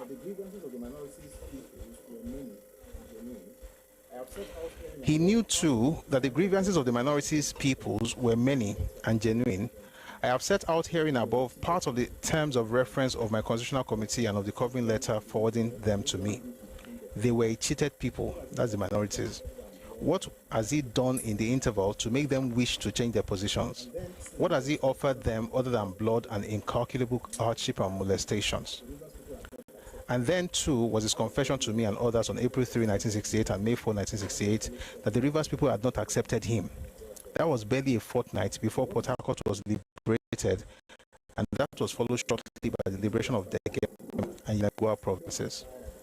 What makes him think that they would be willing now to compromise their newly acquired freedom acquired at the cost of pain and suffering? And if other index of the Rivers people's disposition were required, I would refer him to the fact of the rate of enlistment by Rivers young men in the Federal Nigerian Army to fight for the liberation of their homeland. I gather that there are thousands of them, but that is not the point of their heroism. What is more striking is that many did so regardless of the risks involved in their journeys to enlist at Bonny. In other words, as soon as the federal government took over those spaces, they moved en masse to join the Nigerian Army. That's youth in Rivers area, because they needed to do something. They couldn't do anything with the Biafran guys. They had no weapons, but now they could join Nigerian military and do what they had to do.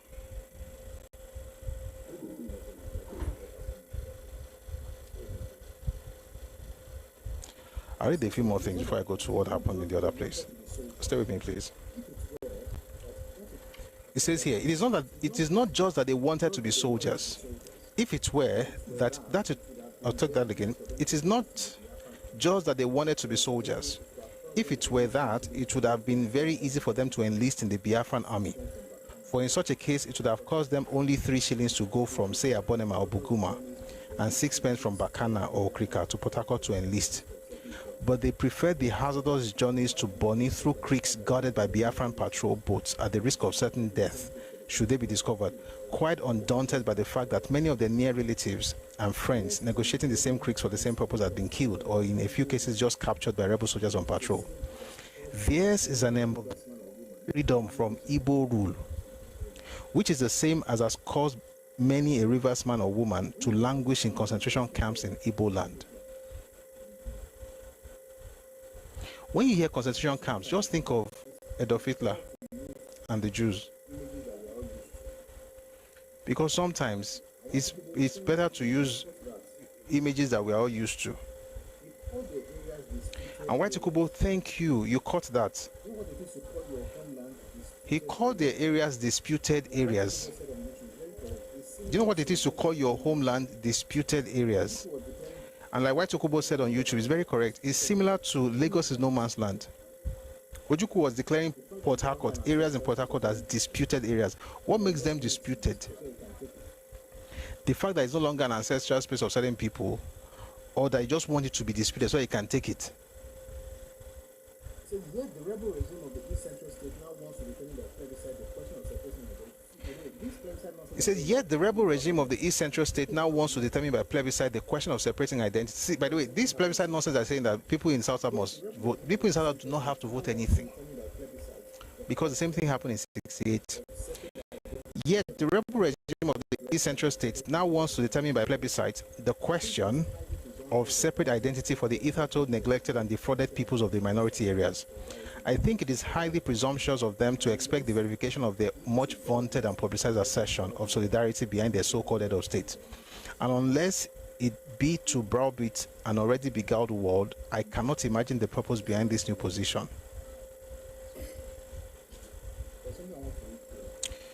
This thing is still long. But there's something I want to read here. I want to read something here before we move to what happened in the other part. It says here, stooges and a few chieftains who owe their incumbencies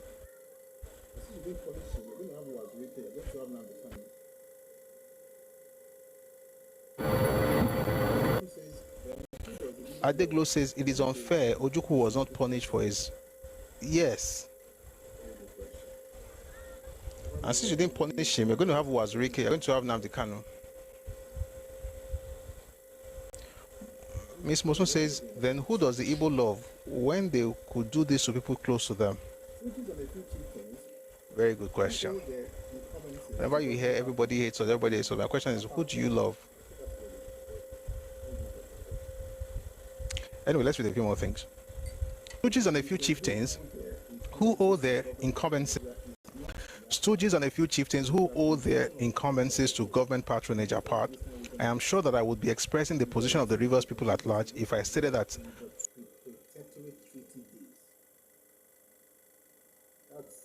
That's before 1900. That would be a shame for history, for in a patently anti-colonialist era. That would be a shame for history, for in a patently anti-colonialist era, there is at least one thing for which grateful people may yet pay compliment to colonial associations, and that is the welding into organized, collectively governed and 20th century oriented political entities of hitherto culturally diversified, often antagonistic, and at times warring little communities all over the world. To take Africa back to the pre-Berlin conference days, this is the threat posed to both African unity and civilization by Ojukwu's rebellion. If it is Nigeria's misfortune to disintegrate today, and God forbid, who knows whose turn it may be tomorrow? And if the basis, listen to this, and if the basis upon which secession from Nigeria by the former Eastern region is sought to be justified is that there is no common consciousness binding the Ibos to the Yorubas, Hausas, and so on together, then one may confront the Ibos themselves with the fact that there is no such common consciousness binding them to the Ekois, Efiks, Ibibius, Ijos, Ikweres, Ogonis, and so on. And if self-determination is the platform, then it must be the same for the for the Ibos as for the other formerly minority groups of the former Eastern region, or former Eastern Nigeria.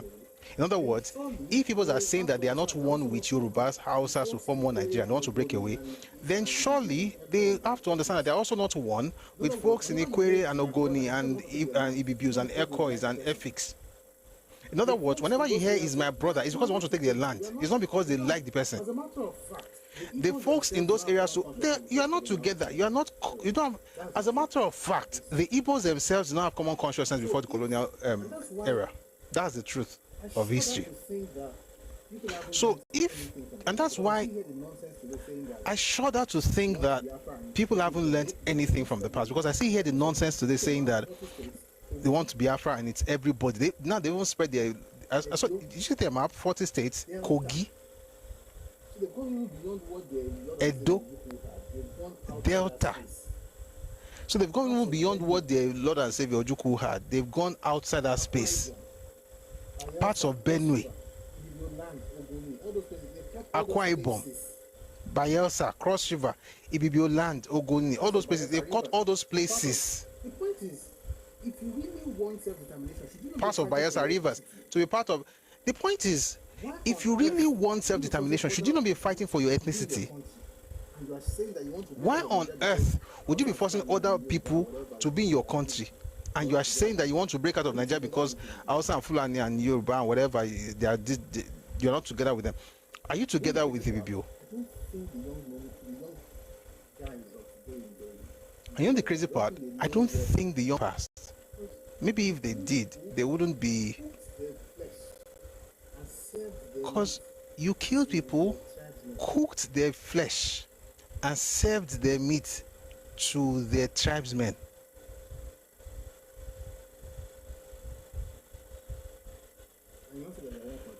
Wow. And you now say that you are one country. Okay. Let me read a few more things before we go to the other book. I'm still on Ojuku's Rebellion and World Opinion by Neighbor Graham Douglas. The Ibos are now a frustrated people, but the difficulty facing them is that they are under the sound grip of fear. Fear not so much the one induced by Biafran propaganda that if the Nigerian quote-unquote vandals were allowed to enter their towns and villages, they will be massacred to a man, but that of rebel sanctions should they be vocal in bemoaning their misfortunes and miseries and call openly for an end to hostilities in any event.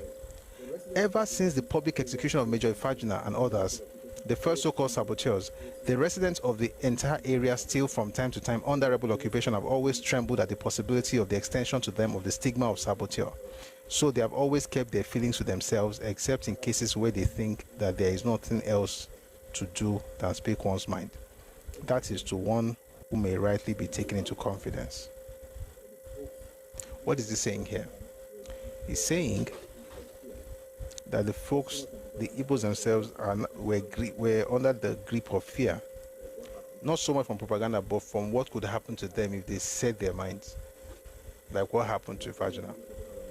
And I dare to add Victor Banjo. And I think one of these days we're going to have another session of Victor Banjo. We did it last year. But now that I'm a bit more active on Twitter these days, and I noticed that Twitter is the den of Yoruba bots. What is Dinkusha? So I think people should be reminded of Victor Banjo, and that there's nothing inherently better in these clowns than Victor Banjo, that you are disposable. All these Yoruba guys that you cannot talk, you are tribal, you are Yoruba, you don't even know what you're talking about. You are disposable. Supporting something against, you don't even understand, you're just fighting another person's war. Alright.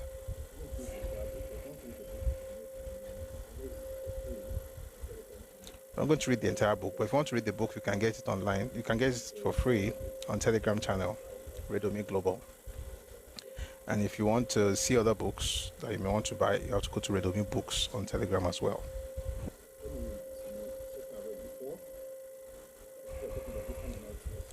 Let me read to you something I read before. But since we're talking about Eastern minorities, we read about rivers and Bayelsa. Now let's read about Akwa Ibom and Cross River. I've read this here before, so you must have heard it before, but it's good to do it again.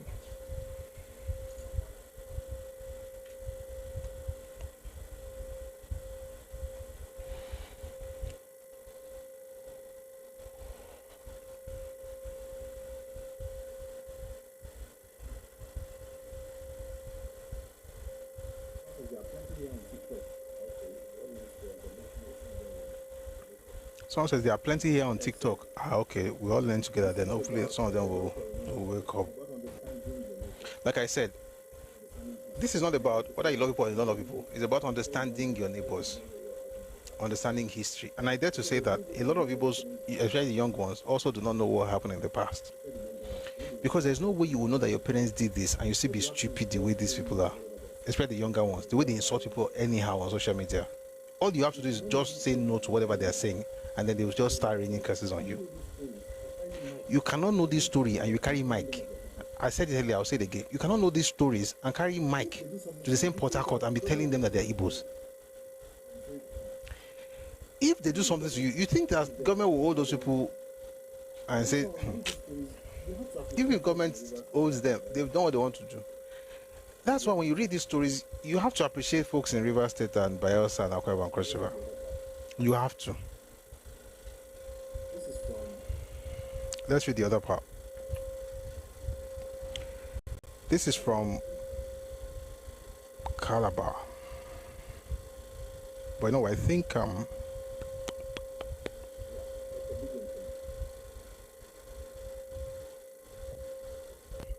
Reading Crisis and Conflict in Nigeria,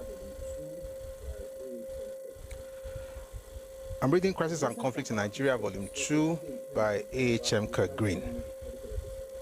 At the recent Kampala peace talks, Dr. B.J. Mkeme from Calabar, a retired senior medical officer in the employment of the former Eastern Nigerian government,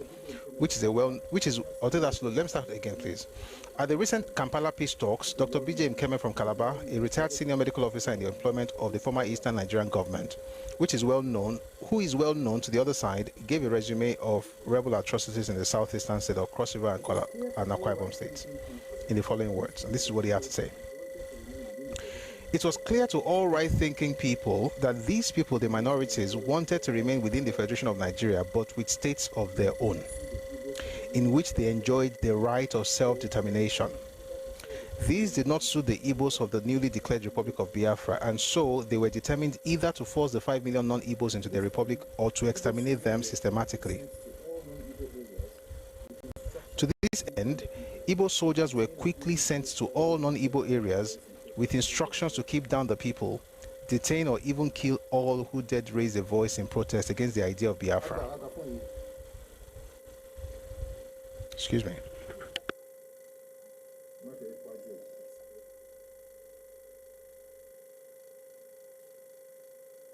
To this end, Igbo soldiers all non-Igbo areas with instructions to keep down the To this end, to all non-Igbo areas with instructions to keep down the people, detain or even kill all who dared raise a voice in protest against the idea of Biafra.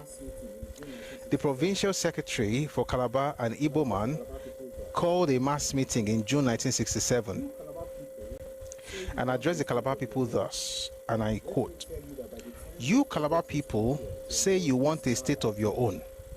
Let me tell you that by the time the federal troops come here to enforce this mad idea, there will be no one left but grass and weeds, for we shall have flattened your land and killed all you Efiks." From then on, the non-Ibos of the eastern minorities, From then on, the non-Ibos of the eastern region were subjected to torture, detention, all forms of human indignities, and even killing. In Asang, a town in Enoin division, where I come from, and which is just a mile from Okpo, my own village, all the inhabitants, numbering about 400, were carried away to an unknown destination. Please power tap on TikTok. This is showing activity.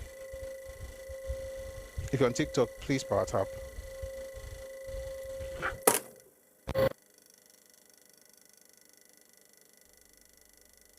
In Asang, a town in Enoin division, where I come from, which is just a mile from Okpo, In Asang, a town in Enoin division, where I come from, and which is just a mile from Okpo, my own village, all the inhabitants, numbering about 400, were carried away to an unknown destination.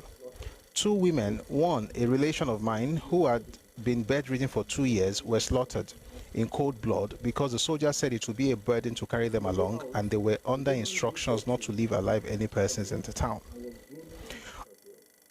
the soldiers bundled her out of the canoe which was taking them away, shot both mother and The way was groaning in her travail. The soldiers bundled her out of the canoe which was taking them away, shot both mother and the innocent child, only a few minutes old. An uncle of mine was killed together with his wife.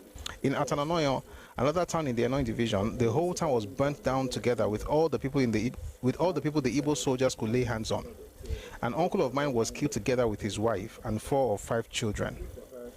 The only surviving child is a girl of 10 years, her right arm severed, who now lives to tell the tale of how they were all lined up by the riverbank and shot.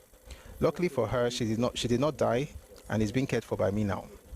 In Ikorekwayon, 3 miles from my hometown, the Igbo soldiers rang the church bell one Sunday afternoon and forced everybody in the village at gunpoint to assemble in the church building for a special prayer for the survival of the so-called Biafra. When all were assembled, the Igbo soldiers surrounded the church, set it on fire, burning down the villagers and shooting those who tried to escape. It is estimated that more than 300 men, women and children were massacred in and around that church that day. At Ikoropo, 2 wells were filled with the bodies of men, women and children, all thrown in there by Igbo soldiers to die.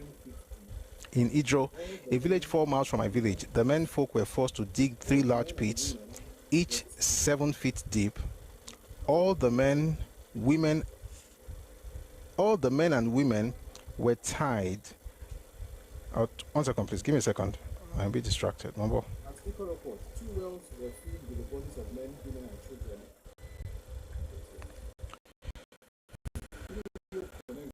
At Ikoro Court, 2 wells were filled with the bodies of men, women, and children. Oh dear. Okay. Roy. Sorry, guys. Just sit down, stay there and do what you have to do. Just do it gently. It's not about jumping over the place.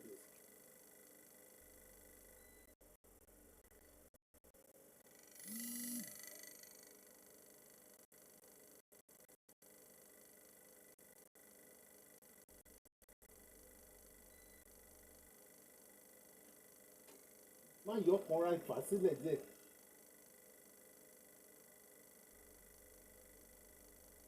I don't know what's happening with this whole connection. What's up? Are you tumbling? Well,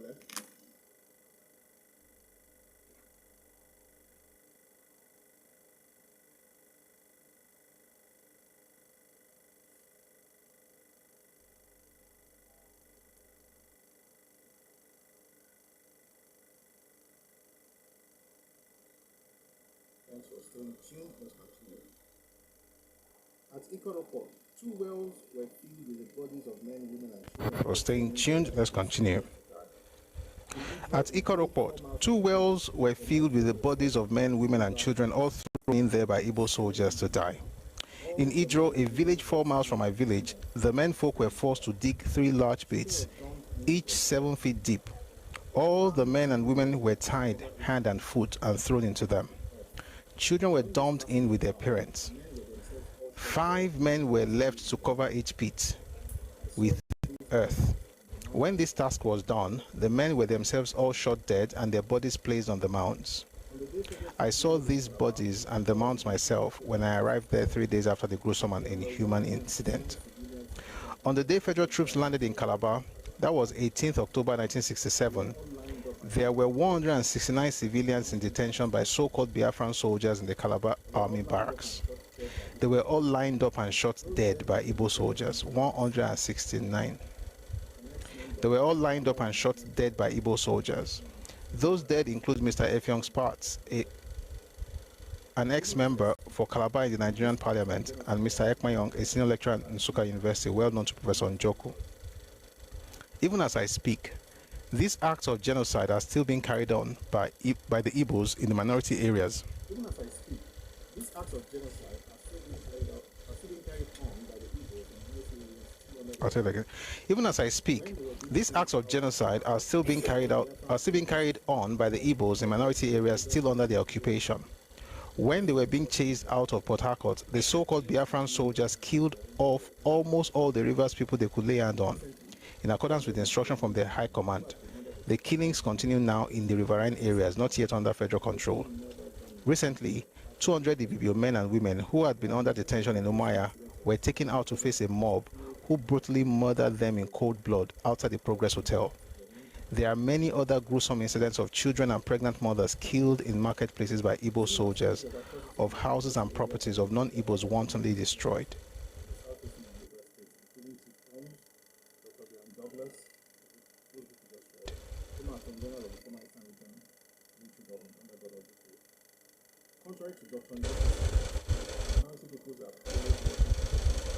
Similar stories of atrocities in the minority areas have been told other prominent Nigerians from the southeastern and rivers, including Chief Holmes, Dr. Graham Douglas, whose book we just read, former Attorney General of the former Eastern Region military government under Governor Ojukwu. Contrary to Dr. Njoku's claims, the minority peoples have always welcomed federal troops with enthusiasm, and so on and so forth. All right. I was going to go into what happened in the Midwest.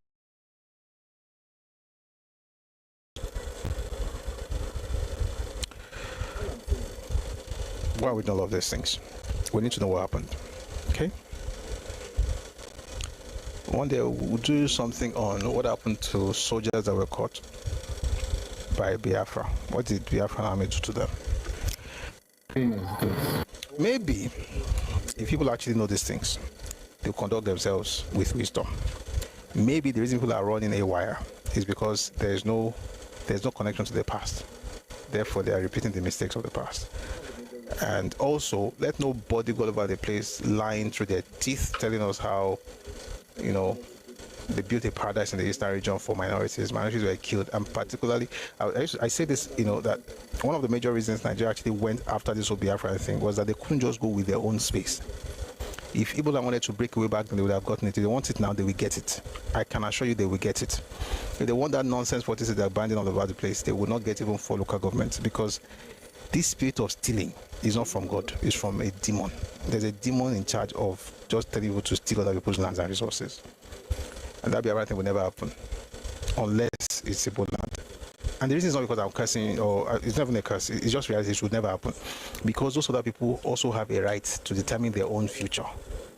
They don't have to mortgage their future. They don't have to allow you to be the one to determine it, just like you don't want Nigeria to determine yours. I'll bring people up. There are other things. Maybe I'll read later. I won't take a break. Let's bring some people up and grab reactions, please. We read some very, crazy stuff. So please, if you want to get angry and curse, don't bother coming up. Okay. So you have to keep it clean. That's what I'm trying to say. Please. I know that these kind of things. Especially when I read about that cannibalism.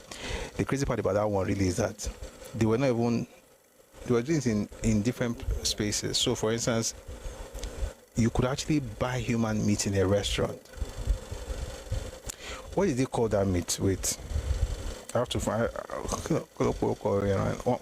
Let me find the name of that meat. They had a name for the meat.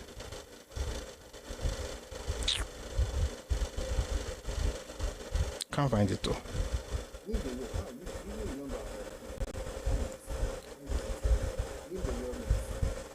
I'll find it. Win the war. You even remember? I found it. Thank you for also writing there. Win the war meat. Win the war.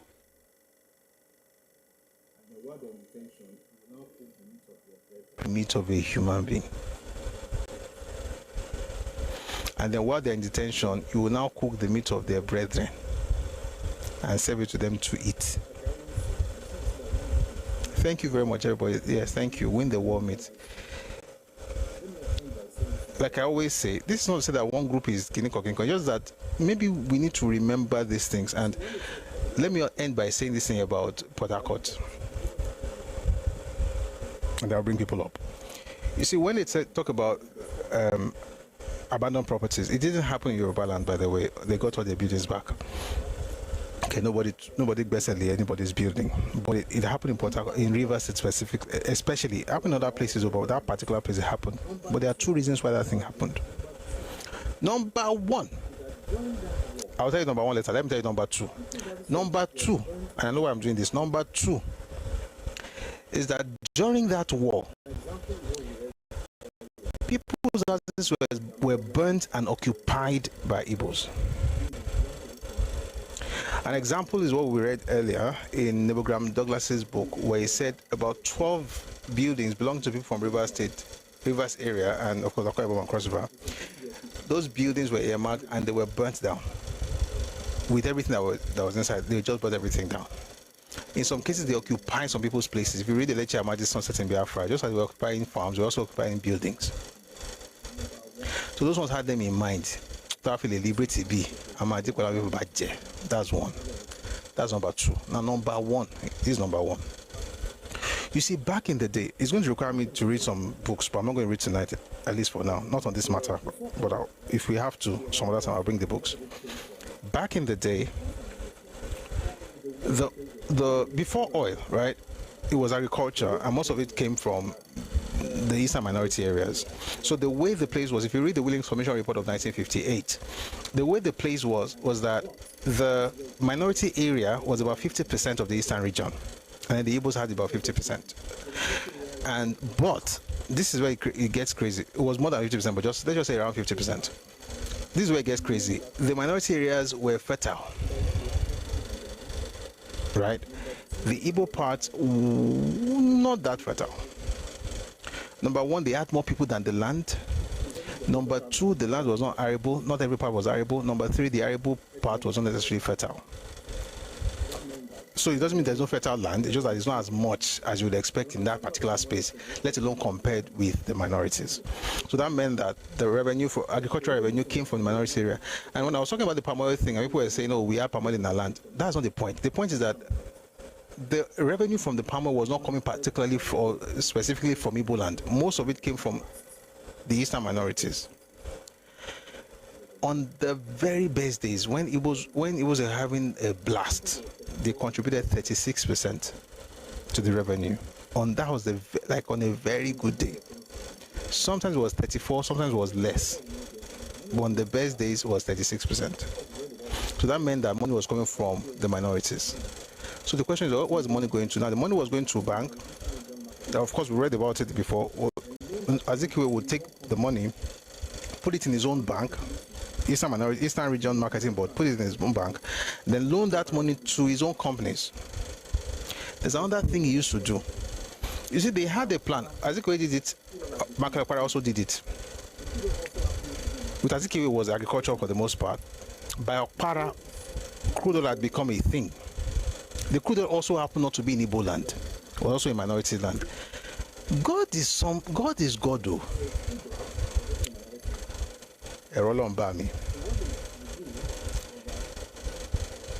The crude oil was also a minority land. So what they would do was that the resources that they're getting, whether from crude oil or from agriculture, part of it, apart from the one that was going to the bank, which of course will be stolen eventually, but the point is they will take that money and they were loaning it out to folks from the ethnic group to buy land outside their region because the region didn't have enough land. The reason people in Port Harcourt did what they did was that their acquisition of those lands in the first instance was happening based on the fact that money was made available to certain people. Do you get the point? So the point is, you have access to power, ethnic jingoism and clannish mindset. You now have access to resources, loans. You take that loan, you come to Port Harcourt, and you buy land. Now, legitimately, yes, he bought it. But the point is, that money that you're using to buy that thing, where's it coming from? And then the other folks who are the minorities, they were not having as much access to the money in the bank like folks from the Igbo upland. That's what I'm trying to explain. What's in reke one? Big back we won't bow one yara one for yara kan lowo àwọn Arabi. That's one of the reasons. That's why if you talk to them, they don't have any. There's no guilt. You know, you can tell if you do something wrong. Like maybe person feels some. Rivers people don't feel anyhow about it. They feel it's their right. And I used to wonder why they would feel that way. Until I now read and discovered that, oh, it's not good, but I understand. Like I get it. They felt that they were dispossessed of the land. Because yes, you can claim that you bought it and you are right, to be honest. But the money you used to buy that thing, where is it coming from? And I'm not saying all the people that bought land borrowed money from Kiniko Income, but there was actually a phase, right, where they were developing, and we did this in Western region as well, but the Western region was a bit, our fathers were sensible. What they did was they created like a housing development, whatever, but what they did was to have certain people own shares in it. So people like Alfred Jawani, people like Ayorosi G, and so on and so forth. Aola was not part of that group, but they were all in Action Group. They would then access resources. They borrowed money from National Bank. I think it was National Bank. I don't know. Okay, Wema came later. They borrowed money from the government, put money there. They borrowed the money to develop, but it wasn't like developing those things for themselves. They were selling. So it was like a board. They were also making money. So if you go to Ibadan, you go to Bodija, that housing, why they built housing before they now build the estate around it. I think it was 1958 thereabout. Right. So the idea basically was they were funneling money into that company so that they could build buildings and sell, and they use part of the profit to take care of the Action Group, the party. because there was no way the parties were making money. They didn't have any money. So they would loan money from the government to these guys, and then these guys would build and then they would sell. So they were running business. In this other instance, they were giving people loans to own houses, and they would purchase the land from these minorities, and those ones felt shortchanged. You can't blame them. The money, whether it was oil or agriculture, came majorly or mainly from minority areas.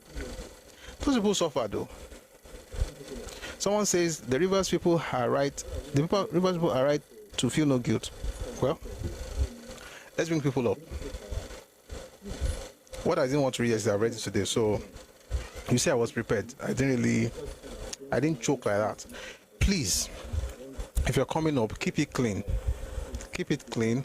Don't curse people out. Don't say when this is clinical. Don't do that. Okay? Like, please keep it clean. Thank you very much. As soon as you get up, please mute. All right, so that you don't, cause we don't have feedback. Right? So please mute, and then we can have you contribute one after the other. Thank you very much. Please mute. Thank you. Thank you. Thank you. There's somebody who is not muted, please. If you're not muted, I'm going to have to drop you. That means that maybe you're not close by. That's actually what I think. You're not close by. So whenever you're close by, send your request. All right, let's have Oduwole Bironke. Sounds like a feminine name. Good evening. Good evening, Prof. Evening, ma'am. Compliment of the season. I don't think we've spoken this year. Good evening, brother. Nice talking to you once again. How's the family? Thank you. Very well, thank you. I'm so happy for what we learned from the class today. And let me quickly go to the point so others can also chip in their own submission. Like what you have said, in fact, I developed those poems when you were discussing about that cannibalism and the way these people were, this disparaging killing or murder, it was just out of humanity. I can't, at a time I just left that stream. I couldn't stand it again. It was so barbaric. And thanks for bringing up all this kind of history. We all need it. It's not as if we're giving any kudos to those people that have perpetrated it by saying they were justified for doing what they have done. Neither are we giving any disparaging and credit to any tribe or ethnic group in Nigeria. We all just want to learn from it.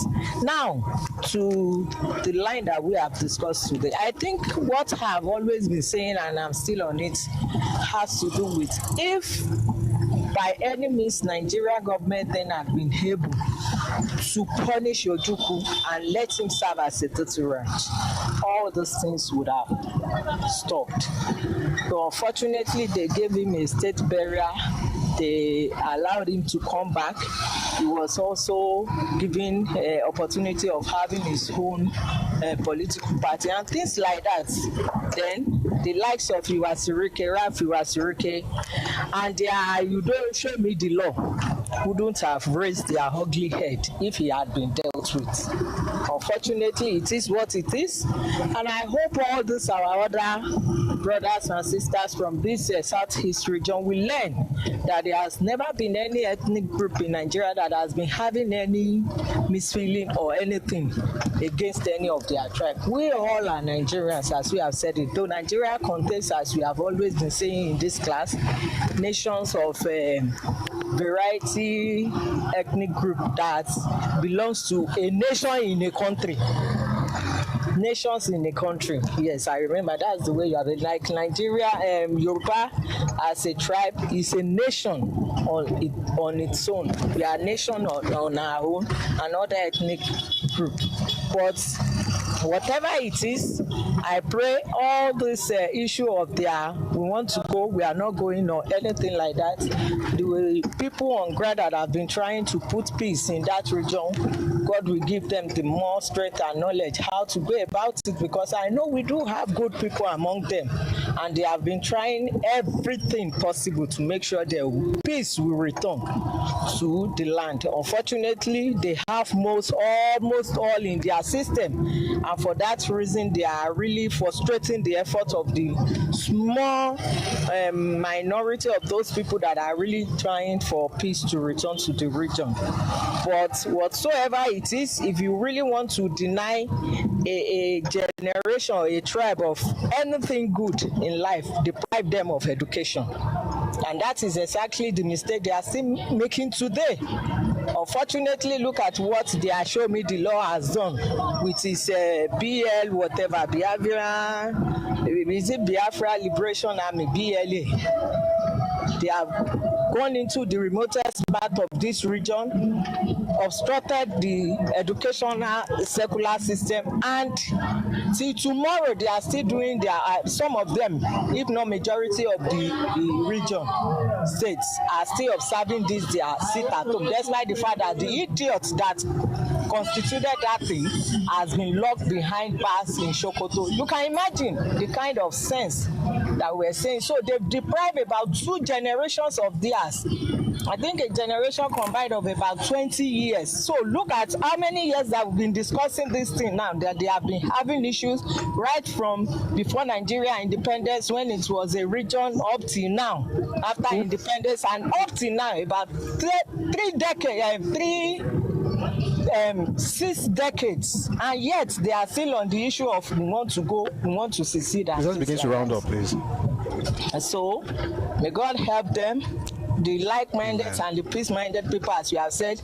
May they have the wisdom how to go about it, and may all others learn, so that we all put our house in order. There is no place like home, and I wish they remember their region is their region. Others are why they are opening up, and they have been whitening up rather, and they have been able to see that there is no place like home. So no one is ready to accommodate any foreigner in their land.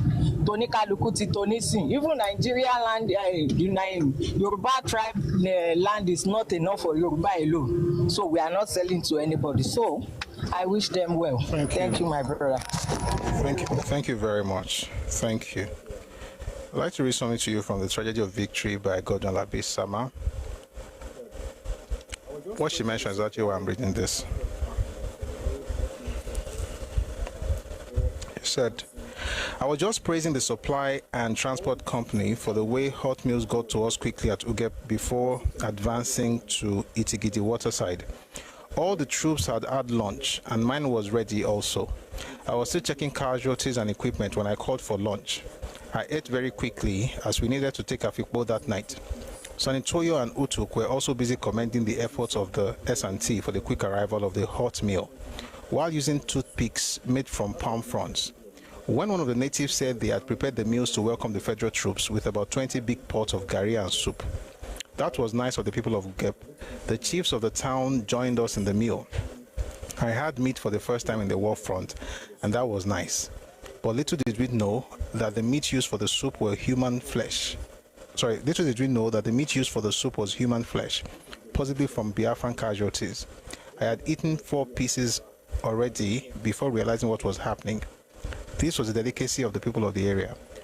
When I later told the story at Calabar, Colonel Adekunle asked me, how was it? And I said it was tender. I must have eaten the wrong part of the stick. When we all got to know afterwards, everybody looked at me, and I just asked why they were all looking at me. In any case, I had already eaten all that was it, and I was not ready to vomit.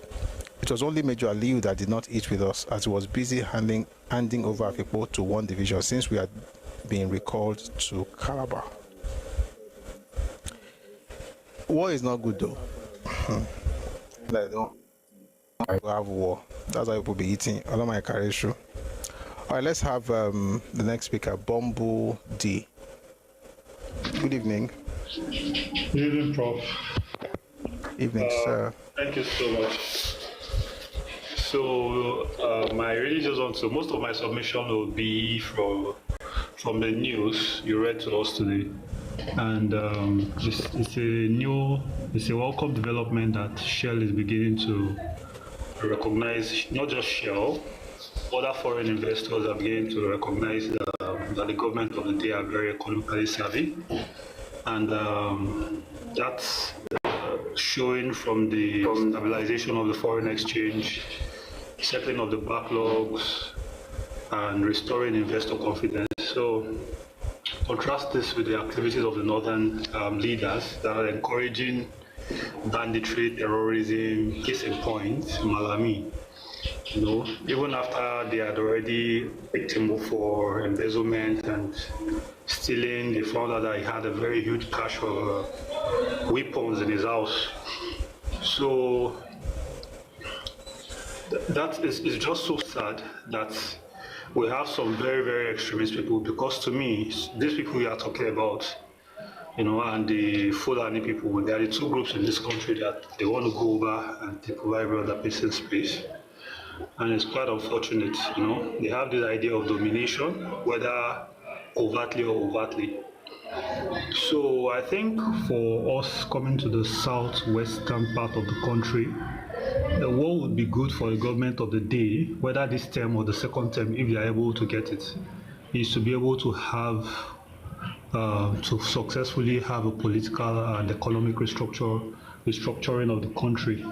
It's also a good news that Ogun State, I've always had the feeling that Ogun State, Lagos State, Ondo State, the parts of the southwest that are bordering the coast, I've always known or had a very strong feeling that all those states will be oil viable. So because they are all part of the Dahomey Basin, and they also extend to the Bonga Basin of the oil fields. So I've always known at some point that there would be oil exploration in those places.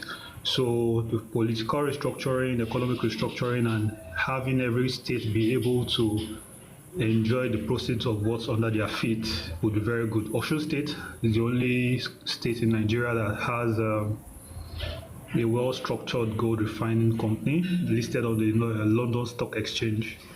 So proper and industrial gold refining is happening in Osun State. Oyo State, Ekiti State, we are hoping that agriculture will also be commercialized in those places. So Ondo, Lagos, Ogun, they have oil. Ogun State has industry as well. So what I feel in the near future we'll be able to do is to industrialize this part of the country to the level of countries like Japan, and also the startup culture in Israel. We'll be able to adopt it, considering that most of the biggest startups in Nigeria are from this part of the country. Now moving on to the people like Rufai Hosseini, the Yoruba bots. They never have anything good to say about the government of the day. They're always having one thing to say, that they won't be able to see this. So I think one of the biggest things we're taking from this is what differentiates us from these extremists is based on the philosophies of our fathers, the founding fathers, the concept of arojinle, being able to introspect and think through what you want to do before you do it. If these people have arojinle, they will not think that when they kill other people, their own people will not be dealt with. Responsibility in terms of omoluabi, egalitarianism in terms of equality in the community, not looking down on other people, and independence of thought. So I hope all those people will be able to advance their culture and put all these things, infuse all these things into their culture and be better Nigerians. Thank you very much. Thank you very much for that submission. I really do appreciate it. It was very good. Thanks a lot. All right, let's go to the next speaker, A7 Dex. Roboto, I was one who muted you, and still, maybe you went down. Maybe it's your network. A7 Dex, are you there? Okay. I guess not. Okay. We're just gonna round up. Let's have a Roboto. I think it's your network at this point, because I'm bringing you back up, but you're not coming back up, so maybe it's your network. Hello, can you hear me? Yeah, I can hear you now, yeah. All right. Good evening. Good. Hey, good evening, my brother, and thanks as always for the great work you're doing. I mean, yeah, thanks. So many of us, and like, there's so much we don't know, like, and that we actually need to know, and our children need to know. So I was going to say something. I'll try to say a few things very quickly. Can you still hear me? Sorry. Hello. Can you still hear me? Am I audible? Yes, we can hear you. We can hear you. Sorry. Okay, all right. I think it's a network. Network is. Yeah. So when you talked about what happened in the rivers area, where Ibos were giving money to Ibos, money. I mean, like money is generated from non-Igbo areas. They were making them available as loans to Ibos to go and buy land in non-Igbo areas. That's expansionism. And I see a parallel, kind of about, a parallel between that and what I think is going on in Yoruba land today. I think I saw a video of one Igbo man who said that, the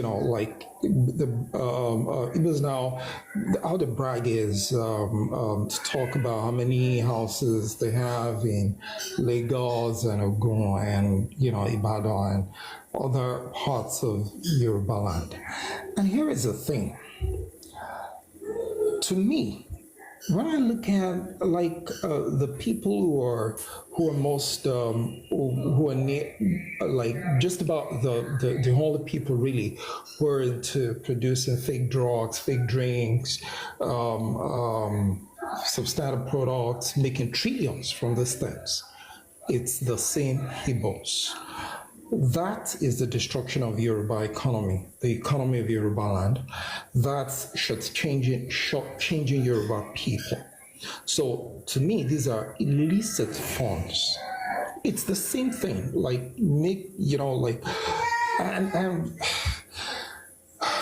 see, some of those things you talked about that, and I understand that you're not going to be able to talk about them, publicly. I think we have to find a way to make those who govern Yoruba land to hear those things, to know those things, because I see people who are saying, "Oh yeah, why should I not be able to?" The money meant for is local government, local government chairman is using it to buy. I mean, I'm sorry, Prof. I know you're Christian, but I just have to say this: is using it to buy what was it called?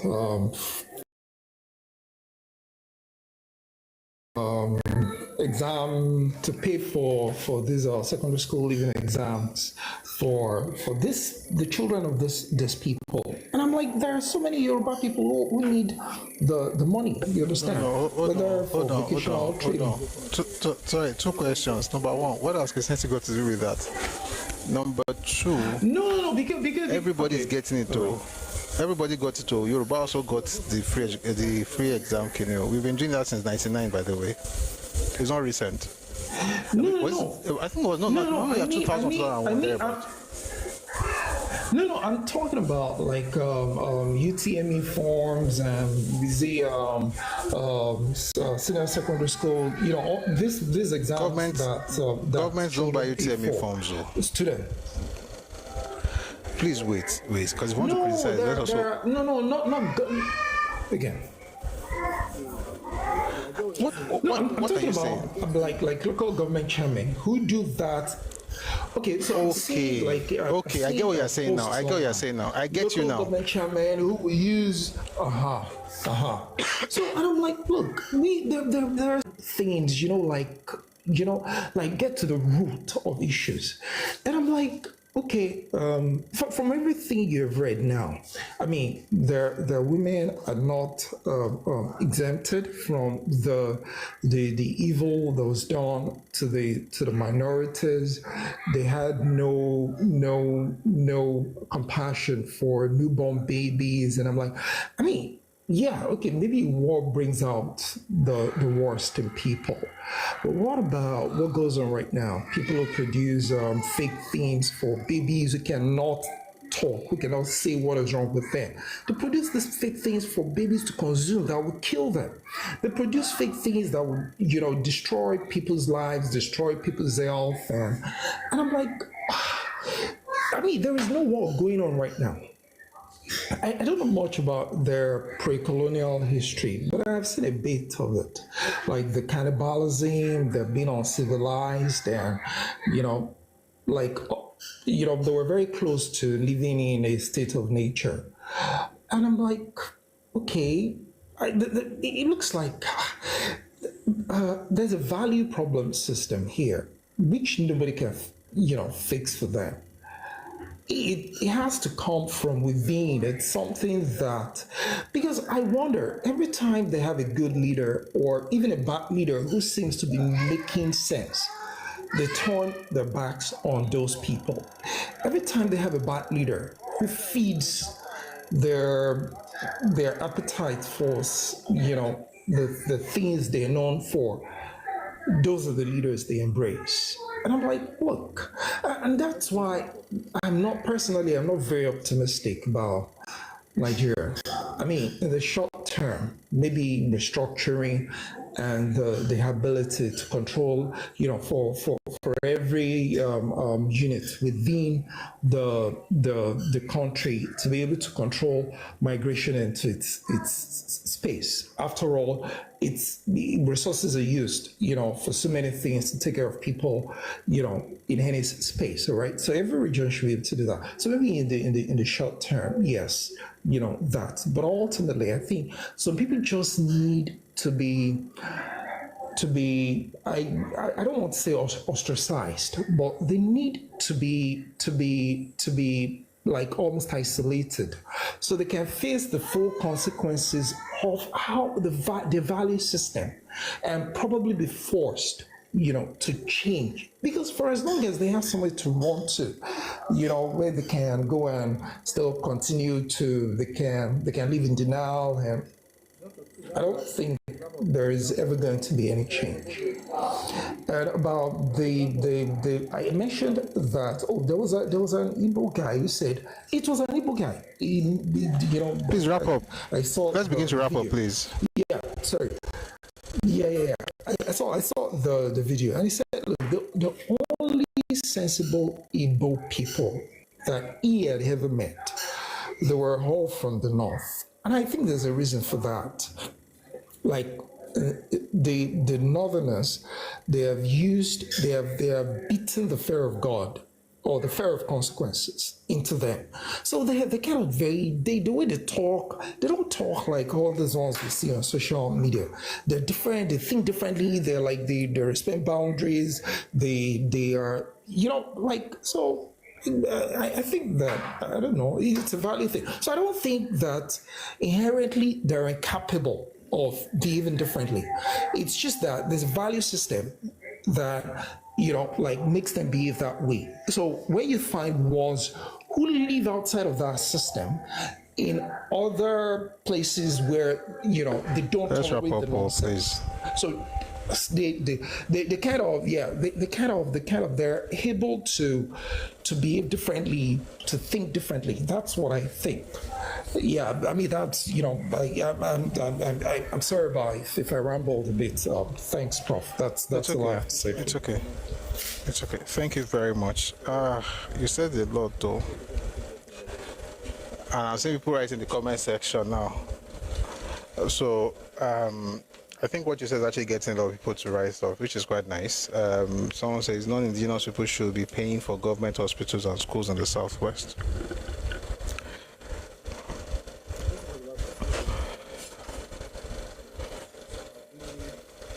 Oh man, let's not talk about it right now. if my opinion may not be the popular opinion. If I want to make that opinion clear, I would have to Farabale explain. One more contribution, then we close the session for today. Ade said, Shebi, they said we hate them. Well, based on that, you have a point. All right, Mark Trishon, good evening. Good evening, Olotu. Wow, what a revelation. What a revelation. Thank you, House. I hope everybody has had a good week. Even those of us that we think we are erudite and scholarly, we discover that our level of ignorance is still high on these matters. All of us are learning. I'm telling you, sir. So, number one, we have all been victims of the silence of our fathers, rightly or wrongly. Number two, that void has been filled by those that they thought, because our fathers meant well, they thought, wọ́n rò bí èèyàn ni wọ́n lọ ṣe dákẹ́ láti bò wọ́n láṣìírí. Wọ́n bò wọ́n láṣìírí ni. Oh, get me? It's like me and you are friends now, and I know your weakness, and Erobodo is now abusing you, and in order not to embarrass you, I now kept quiet to protect your shame, to protect your honor. It's a Yoruba tradition. Àwọn bàbá wa wọ́n bò wọ́n láṣìírí ni, ṣùgbọ́n wọ́n mọ̀ wípé wọn ò kì í ṣèyàn. They now bite they beat the finger that fed them. Not only their near neighbors, even the further neighbors that protected their shame in spite of the atrocities committed during the war. So what we now need to do, number one, is mass education across generations, across platforms, aggressively.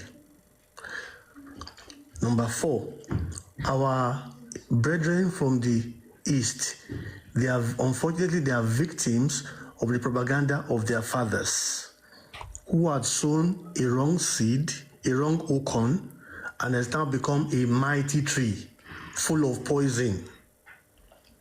Now, in the day of the internet and AI, what do we have?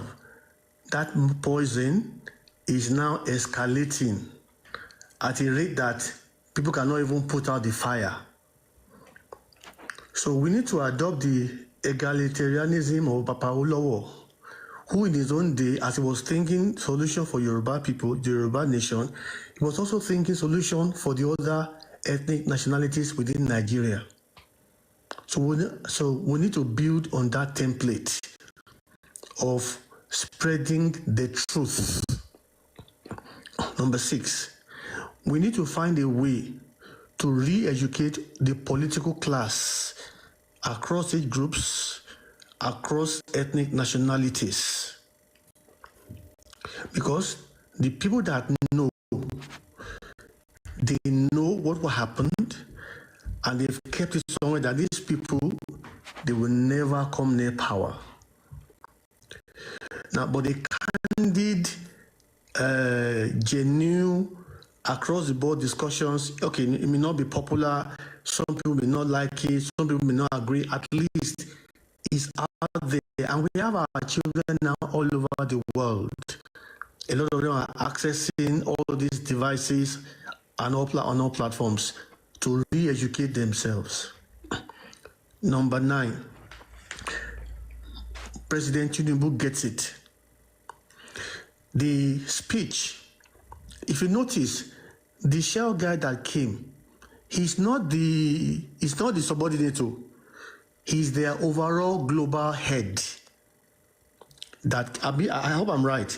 That came to meet Mr. President yesterday and spoke about their next investment of $20 billion after they've just done $7 billion. That means that's a backing for the vision of Ashwaju. And this is what I keep telling people. President Tinubu used Lagos as a laboratory, perfected what he has done, we can see the result in Lagos 25 years later. And that same thing, mostly that same thing and that same mindset is what they are now using at the federal level and having endorsement by other global leaders in finance and business. And the best is yet to come. We that have some ideas, we need to rally people. They need to support this man and his vision, his team, and all governors need to be up and doing. I'm happy that the money for local government has been released and they're not getting it. They need to put fire on all local government leaders. This nation is about to take off. But you don't take off only at the federal level. Every leader, every circle of center, so every center of power, obas, chiefs, local government, state government, senatorial district, pressing simultaneously. All the regions will take off and take off successfully. And finally, wọ́n ní pé ajá tí ò bá gbọ́ fèrè ọlọ́dẹ ó máa sọnù. So in the midst of all this positivity, ẹni tí ò ní gbọ́ ò ní gbọ́, ẹni tí ò ní cooperate ò ní cooperate. But let's, like they said that when Papa Olo wants to talk to people, he said that he wants to talk to right-thinking people and right-minded people. So the right-thinking and the right-minded in our midst, across the different ethnic nationalities, will embrace a beautiful vision of transformation, ethno-linguistic restructuring, and dynamic economic growth. In 50 years' time, the people of the world, 1 in 2 or 1 in 3 will be Africans. We need to rise. We cannot but rise. If not, we're going to be an impoverished region, and we don't want that to happen. I rest my submission, sir. Thank you. Thank you very much for that submission, Math Tuition. God bless you real good. It's been an interesting run. Today essentially was to finish what we started yesterday. Next week we're going to be revisiting the coup, but I want to actually talk about some things, but there are some, what's the best way to put it now? There's some things that are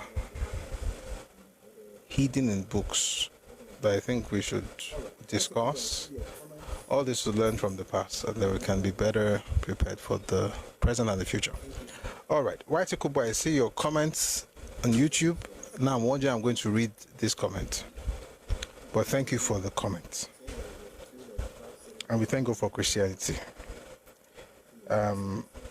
In case you are not on YouTube, she's saying that it was Christianity that dragged certain people out of the 9th century into the 19th century. So we're just going to leave it there. MD8613, thank you so much for all you do to help on YouTube. I really do appreciate it. Miss Moson says these people have been mean towards others even before the war. It's been a transferred habit. Yeah.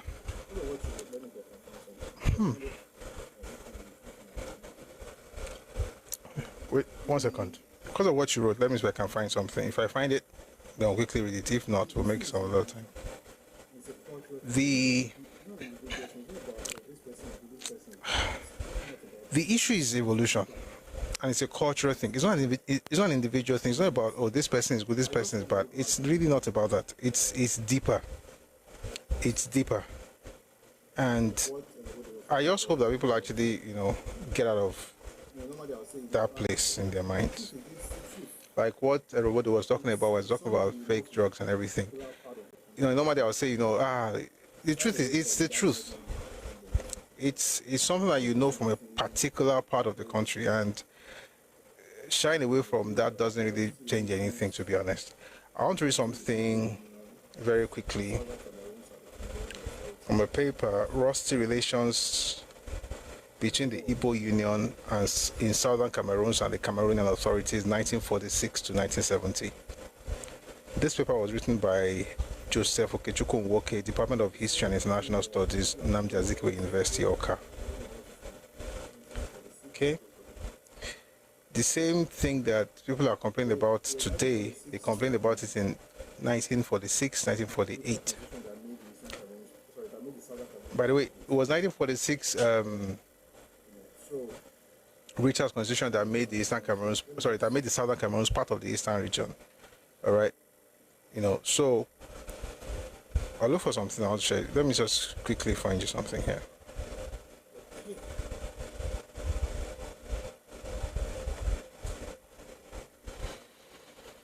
Okay.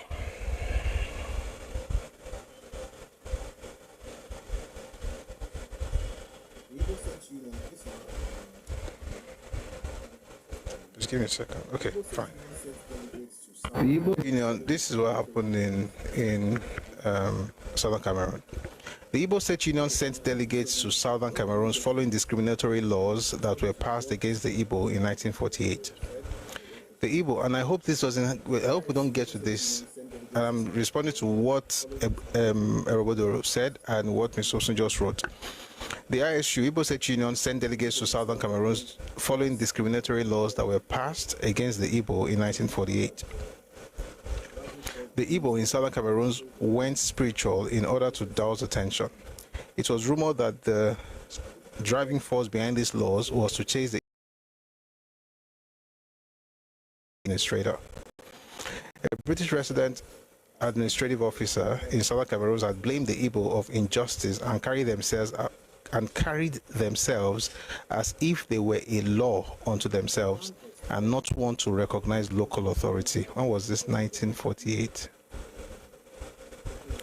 The planned expulsion was as a result of the following charges leveled against the Igbo of Victoria Division, accompanied with anti-Igbo laws. It is the view of this study that these laws were imposed as a result of some bad eggs amongst the Igbo who dented the image of the Igbo ethnic group by involving themselves in some unwholesome activities. The Igbo Union equally responded to the charges made by the Cameroonians. This man that is writing this thing is Igbo, so that's what's explained that it's just bad eggs, so it's okay. So here's the first charge. The charges against the Igbo were as follows. Number one, that the Igbo stole their church bell to print fake currency. By the way, everything they said, the Igbo State Union said, had the way to share and say it did not really happen. Not different from what you hear today. So they said, number one, the Igbos stole their church bell to print fake currency, that's coins. Response of Igbo Union, unfounded investigation should be carried out. Then they said the Igbos sold starch and chalk to Cameroonians for M&B, May and Baker drugs, hot tea for Sloan ointment, and 1 yard of fabric for 2 yards. The Igbo Union says untrue. Police officers should arrest offenders. If it is untrue, how would they arrest offenders? Let's continue. So the idea of fake drugs, this was in 1948. Listen, again, this is not like some people are bad. It's like if something is done in a particular place and nobody speaks about it, everybody just says, okay, it will continue. In 2 years' time, it will be 80 years. If my math serves me right. Yeah? Yes. So this happened 78 years ago. And this is not to say that was when it started. That was when they are revolting against it. In other words, Otinshe before 1948.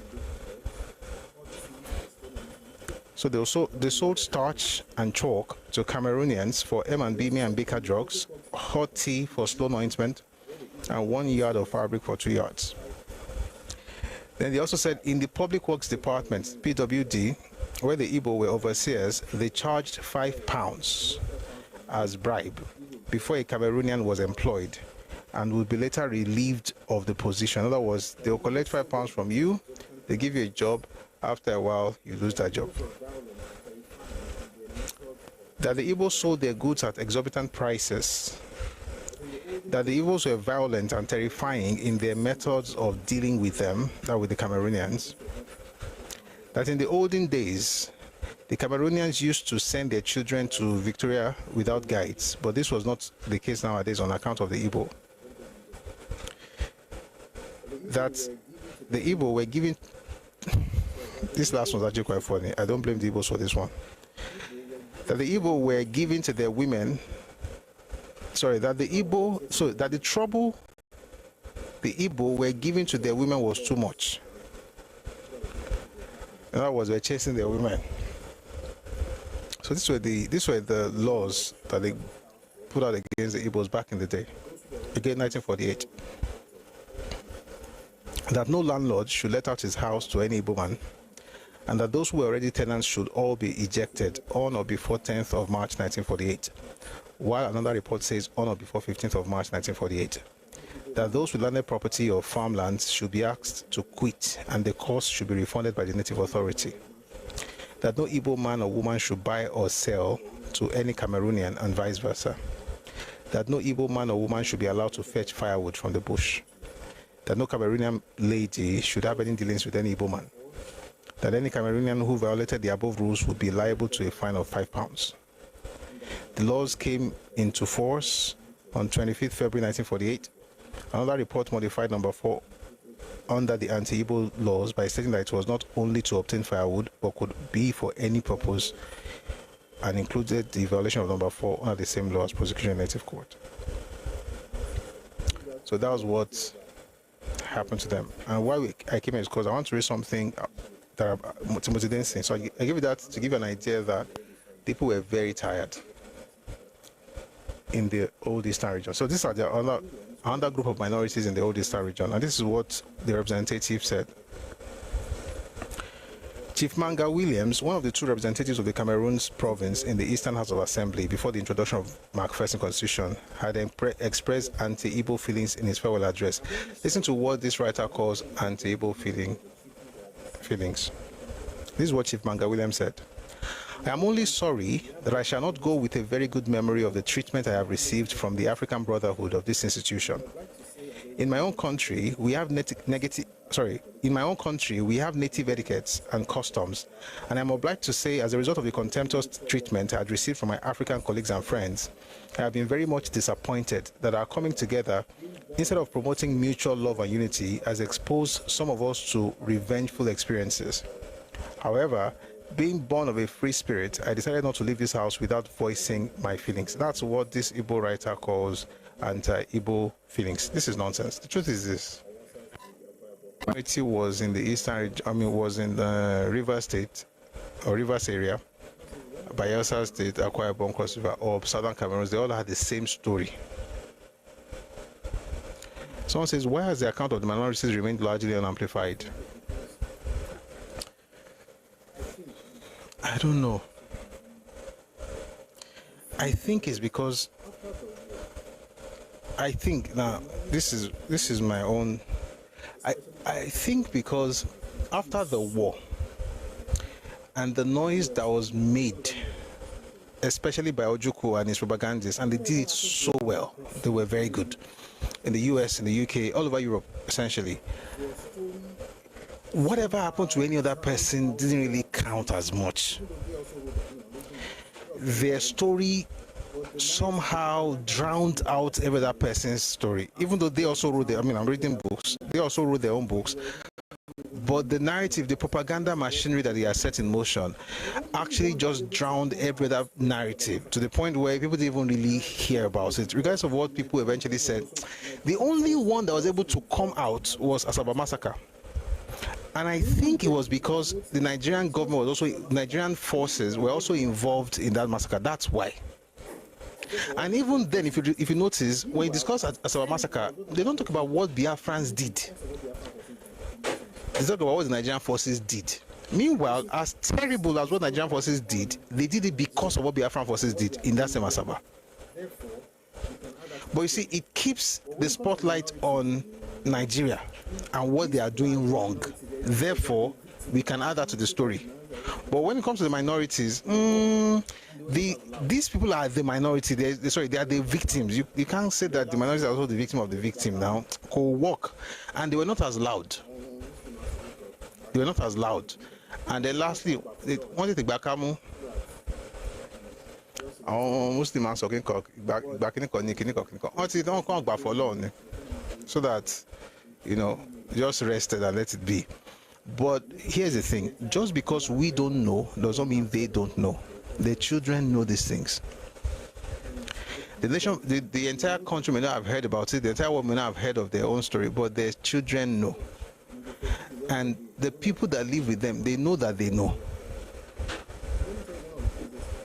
So if they forgive, they just forgive. But it's not like they are ignorant of what happened. They are very, very aware of what happened. And let me tell you one of the craziest part. One of the craziest part really is this. When you forgive a person, but for long, listen to me. When you forgive a person, and the person keeps repeating the same thing, after a while, you may want to change your style. And I think that's where we're going with all these actions. Because if this happened in 48, and it's still happening in 2026, I mean, if they're writing this in 48, that means it's happening in 45, 44, 46. Okay? It didn't happen the year they put out this law in February. I mean, in January, it went into effect in February. So that means that they probably were doing it before then. They would have been doing it before then. So you're talking about 80 years of consistency. You are the one that everybody hurts. You don't have the capacity to hurt anybody else. Everybody is hurting you. You are the problem. Let me tell you the truth. I'm not saying that you cannot be the only one that everybody keeps, like, and I'm not saying that people cannot hurt you. I'm just saying that you cannot be the only one that everybody keeps, like, so in church, they hate you. In the market, they hate you. At work, they hate you. At home, they hate you. You need to check yourself. Anyway, that's the truth of the matter. Anyway, let's not go on with this Southern Cameroon thing, but they also saw Wayne in the hands of, our brothers in the East. Hopefully everybody learns and then we'll move on. Dr. Badru says, I can perfectly understand now how they are able to buy properties in Lagos. I'm sure you know, I don't have to say it. Anything that I shall bring money, just bring the money. May God have mercy on all of us. And you see, this is not the kind of money that can make you that can make you get on Forbes list, by the way. It's not the kind of money that can make society respect you. Your society will respect you because, I mean, it is what it is, but it's not cool. Anyway, let me read some of the comments here. White Kubo says,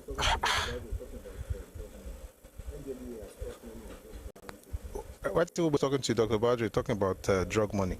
NDLEA has caught many of the drug barons with mansions in Lagos. That's actually true. Then Charles Oluyemi Koka says, correct, we need to rally around the president, support him, encourage him so he can continue the good work. I think was referring to the statement by Mark Tuition. MJ says, this ethnic group of particular concern now, wow. Color Shano. Ojulokwe. It is well, oh. Don't worry. When you're ready, I'm ready. Senate Abi, I'm ready. It is well. But thank you very much for the kind words. I can't read them. I can't read it out, but thank you. I think it would be weird for me to read it out about myself, but thank you for writing it. All right. Whitey Kubo says, Governor Ogbemudia said that if report... Whitey says, Governor Ogbemudia said that if report of Omoebo Biafra atrocities tribunal was published, reconciliation would have been impossible because the atrocities of the Biafrans in the Midwest were so terrible. We did a video on what happened in the Midwest. It's on our YouTube channel, and there's a book I can recommend as well. I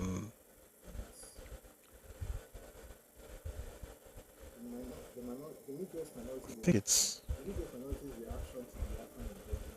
the Midwest minorities the Midwest minorities reaction to Biafran invasion and Nigerian liberation.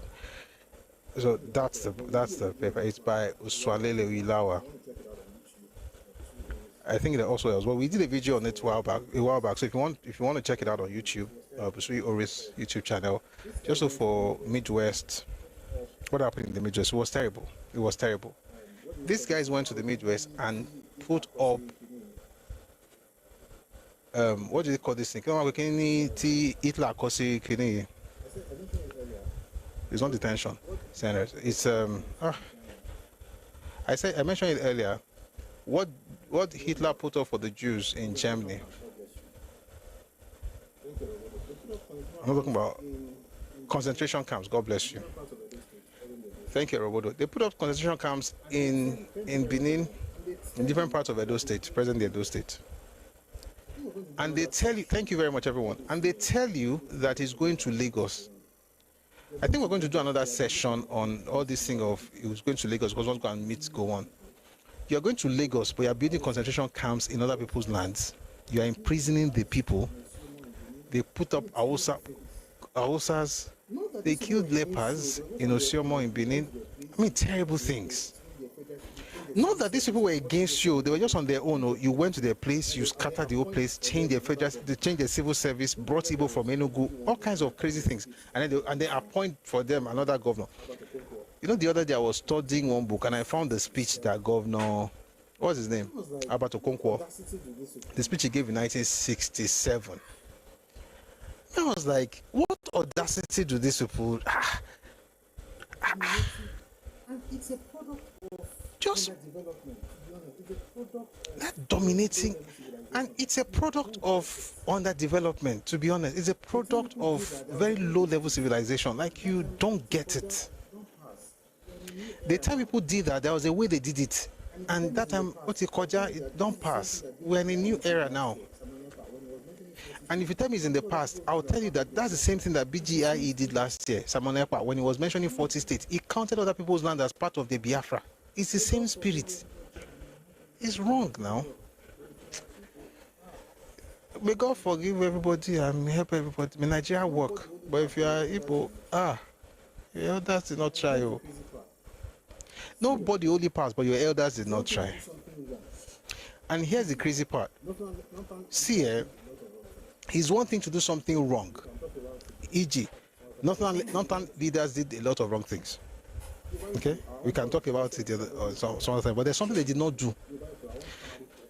Yoruba people, our own problem, I'll say it so that it doesn't look like I'm focusing on one group. Yoruba people, our own primary problem is we have bickering amongst ourselves. And we can do it to the point where we can now create factions where one joins the north, one joins the south to fight each other and then destroy their home.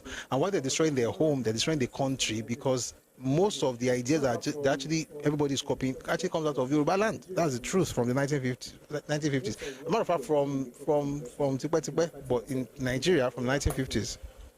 Most of what people were doing, they copy from the Western region, and now you're fighting yourselves, which means that whatever happens would affect your innovation and also affect other people in the long run, because you can't be an example anymore. That's our own issue. Listen, that's worse than anything else. Because the children begin to grow up and begin to hate others for what their own fathers did, and then they're looking at the others to apologize to them. You cannot see the person that did something wrong. At least you tell the person you messed up here. Parapata, you say no, then you fight, then you end it. This one is telling that you did what his own father did, and it's all about mind games and propaganda. And at least Azikiwe's, legacy still lives on. It is well. We are going to end the live now.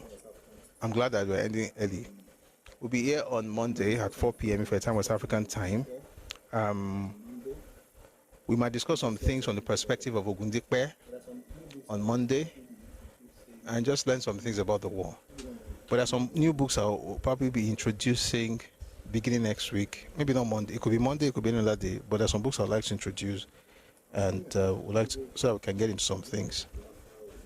I was reading an Igbo account of the Biafra war. And I mean, to be honest, they have a particular way they write, but it's also important to listen to their own side. This man called Tony Amadi wrote The Other Side of Biafra. So maybe one of these will read it, but I'm very wary of reading Igbo books out here, because what it does is remind us of what we've heard for the last 60 years. But it's important to hear other people as well talk about the story. So that's why I read more of South. I read a bit of the North, but I've not really read the Northern account of what happened. One of these days I'll read J. Sawelaigo. Is Tony Amadi Igbo? I think so. know that that book you have a recommendation from. I think I'm not sure, but I think it's. I know that that book it had a recommendation from Ojumego Juku. You know, so that meant that he approved. No, it's not. It's not. It's not Anadio. It's Amadio. I think it's Igbo. I know there are other people that also bear that surname. Who are not, for instance, Lechi is not Igbo. He's a query, but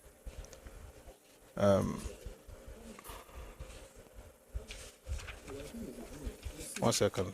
If I think it's something that we need to know, Yeah, but I think it's. I mean, we'll see. If I think it's something that we need to know, I've not finished. I just started. If I think there are things that will help the Nigerian kid, I will read it. But if it's about saying, "Oh, this people are the victim," I've read enough of that. I beg. Not to say that they're not victims, though, but let's hear other people's stories too. May God have mercy on all of us, because you can't be. And the point is, whenever other people tell their story, they'll tell them to shut up, because they have to maintain that victim. Okay, but we'll see. But there are many books that we're going to be introducing. Someone says, "Haven't you read about the making of the generals?" That book, I've not. I don't.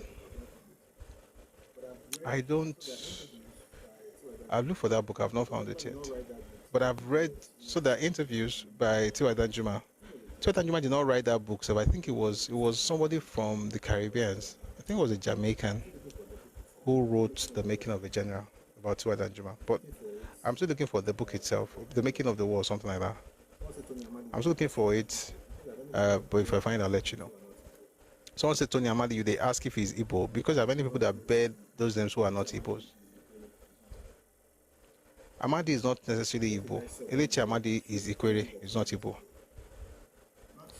And what his eyes saw during the war shows clearly that he was not Igbo. Max Yolon is yes, Lindsay Barrett wrote that book. Thank you, MG Olariwaju. Yes, Lindsay Barrett wrote the book about Tuwadajua. Max Yolon is East leaning. And that is maybe being gracious. He favors the East a lot. Let's just stop it there.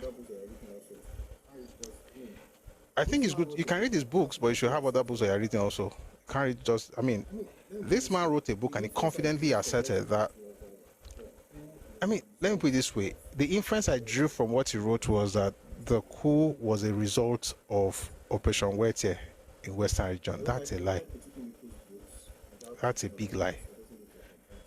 But I don't like critiquing people's books without using other books. So it doesn't look like I'm trying to, destroy the work of somebody. But I mean, he has good books. He has good books. But I mean, the thing is, people want to look for something to say, okay, this one did, let's look for what everybody contributed. So what did Western region contribute? Let's put it there. Operation Wete, the election crisis happened last quarter of 1965. They started planning the coup in August. How did what happened after they started planning made them plan it? At best, it will be a catalyst. It can't be the cause. And you'll be shocked to know that that thing that they're doing in August, they've been preparing it for months before August. After the failure of what happened in 64, Azikiwe Ojukwu coup, there was something that they were trying to do. So, but he doesn't like mentioning those things because I think for some reason, I know some of those reasons, but we'll leave it like that. Was Akintola a good leader? In a way, he was. I'll just say, in a way, he was. I mean, he was a good leader, just had a different style. He was a terrible follower. And I think that good leaders who are not the numero uno, they're not the primary person, have to also learn to be a follower. It's like looking at Fashola. To be a Fashola is going to be very, very hard when you have a Tinubu leaving. That's when Fashola was governor. You have to know when to defer. You have to know, especially in that kind of structure where you have party structure, you have party politics. You have to know when to defer. I think that was his only issue, but he was a good leader in his own right. Dr. Badru says, just like Ilogbolam putting the Phantom Fulani coup, that Ilogbolam it is well. I thought I was buying some. Let me just keep quiet. Rami says, my last question, why are we not using our Lord's constitution? Our Lord did not write any constitution. Our Lord did not write any constitution. Our Lord gave his opinion during that was the 54 constitution, 57 constitution conference. He will tell you what he thinks, and if you don't want to do it, you don't do it. So he suggested certain things, and his suggestion, let me say it this way, I don't think Nigeria can ever achieve its full potentials until it goes back to our law's structure. I don't think Nigeria will ever get there. I don't think so. Because we are still the same people. The nature is constant. And he has been saying it, he has been holding on to that idea since the 1920s. He has been publishing it since the 1947. Path to Nigerian freedom. He has been saying it since then. Maybe one of these is also revises some of his books, Thought on Nigerian Constitution. If Nigeria doesn't go back to that kind of structure, or if we never have that structure, we might move forward, but we would never, I don't think we will ever accomplish our full potential. Because it's more practical, it's realistic. It's realistic, it factors in all these issues that we're having right now, because everybody would have just been growing on their own, and you see, as you are growing and I'm growing and the other person is growing, Nigeria is growing. That's actually how nations grow.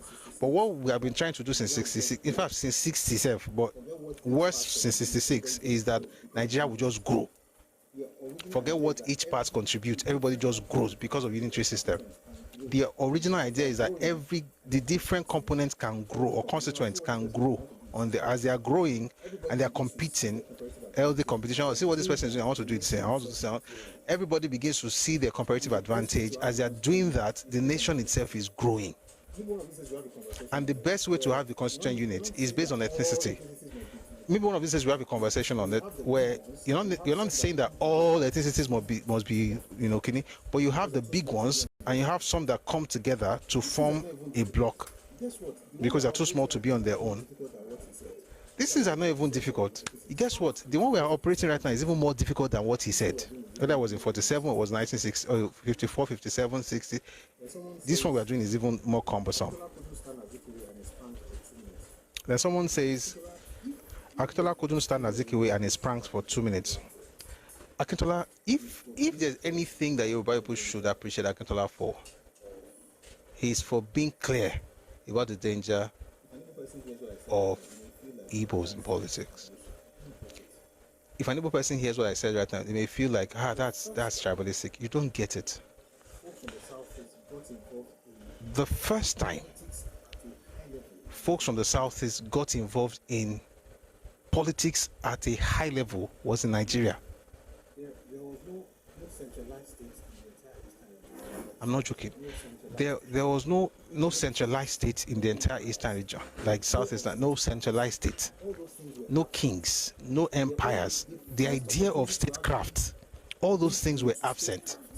The first opportunity to actually get into statecraft, into high-level politicking, was in Nigeria. And so it showed. And why it showed was that if they were wiser, they would have learnt. And not assume that because they were as big after being brought together by the British as the other were not as big, but they were also big like the others, like the Yorubas or the Hausas, because they also had the numbers, therefore we're on the same thing. It's a very stupid way to actually engage, because they didn't know what they were doing. These guys were planning to destroy the country, and they had a 20-year plan, and they succeeded to a point. No, Marx saying they have no king is not news. I'm talking about something even deeper. Marx will never tell you what that thing was. Please stop writing names of authors, I beg. I don't like talking about authors like that. So that if you want to read this book, go and read it. But Marx saying they have no king is not news. Everybody knows they had no king. They had no king, they had no conquerors, they had no heroes. Even till today, you can't mention any hero. So the real issue is you're coming into Nigeria with nothing to fall back on, and you want to play high stakes politics. And so in your mind, the only way is to put everybody down and then get away to just thousands of years ago. do something that these other people did thousands of years ago. You don't want to practice it in Nigeria. You didn't even practice it in Igbo land. You didn't practice it in Eastern region. You want to practice it in Nigeria, where you bring people of different languages and chemical, put everybody together and say you have a unitary system. The real issue is that there's some things that I have to, I just hope people can get it. The gap has still not been filled. And I'll tell you one of the things that made me even realize that what I've been thinking was actually right. So I read something, I won't mention the person, it's a person from the Southeast. They were talking about what happened in a particular matter, which I won't mention either. And then the person talked about stakeholders. That's the word he used. The person you said stakeholders. The stakeholders in the Southeast have done this. The stakeholders in the Southeast have done it. You know, that word, If you talk about the Western region, it's loaded. If you talk about the Western region, let me give an example. There's a particular gentleman who wrote a book and got him in trouble with Chief Afebabalola. That was the Farotimi. And people started talking about the leaders of the Yoruba people have to do something about it. So they got some kings involved. They went to meet Oni called Baba Afebabalola, and then they settled it. A particular word that people kept using during that crisis was leaders. The leaders, the Yoruba leaders in the Southwest. I don't know if you noticed. Just see, words are powerful. Just notice the pattern. When it came to the Southwest, they kept using the word stakeholders. It tells you something. Think about it. It tells you something. If you're mentioning leaders in a particular instance, another instance, the only thing you're mentioning is stakeholders. When you think that all of us, no matter how all of us are stakeholders, you must have leaders. But I won't say anything on that. Just think about it. Some things that sound very nice, you really think about the meaning of those things. You'll be like, This is not how to run societies. I'm sure people that got it. Let's go on. I'm just reading comments so that we're going to close in the next few minutes. What you look on YouTube says Prof is it says Prof it is well though. Is the regional system possible again in our lifetime or a nation as some have assumed? I'm really curious. Nothing is impossible. Nothing is impossible. But I think it's on us, right? But wait, I'm going to answer your question. Let me also answer Flower. Flower says everybody cannot be the same. You had monarchs, we didn't. You don't understand what you just said. tell me one ancient culture that built a civilization. Tell me one ancient culture that built a civilization, an enduring civilization that did not have centralized system. Tell me one. Flower. It's the fact that where you are, everybody. It's not about the fact that everybody can't be the same. It's the fact that where you are, everybody was, and they left that place thousands of years ago. That's the issue. You won't find. Let me just help you, Flower. You will not find any ancient civilization that stood the test of time that had no centralized government. You will not find. Let me help you. You can go and check. I have checked. No, it's not about relax. I've done the research.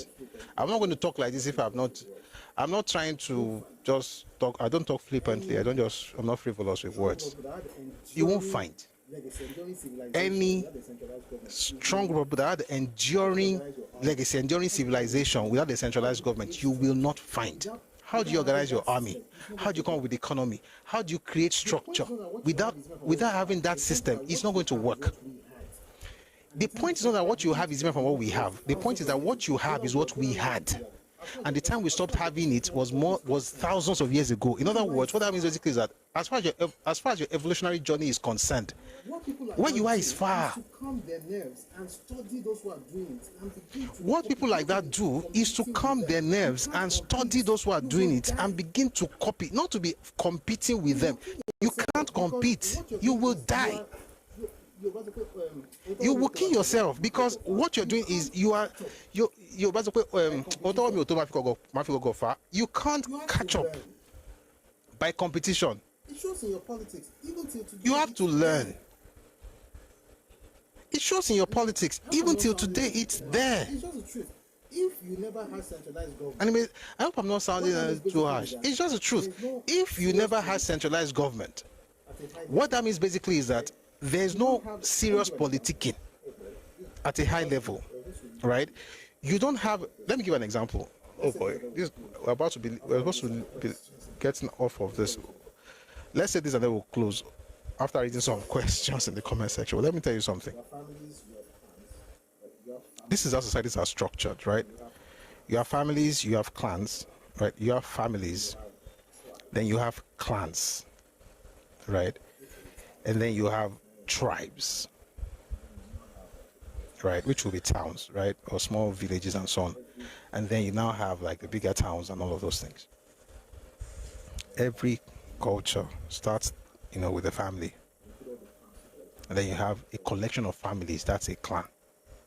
When you put all the clans together, you can have a village or a town, a small town. What certain people, when you hear the word autonomous community, that pride you feel, if you know what it means in 2025, in 2026, you will hate the idea. It speaks to low level of development as a traditional society. It's too far away. So what that means basically is that you are still at a level where it's a clan level. You never even reach town. I'm serious. I'm softening my tone now, because what I'm about to say, I don't want to.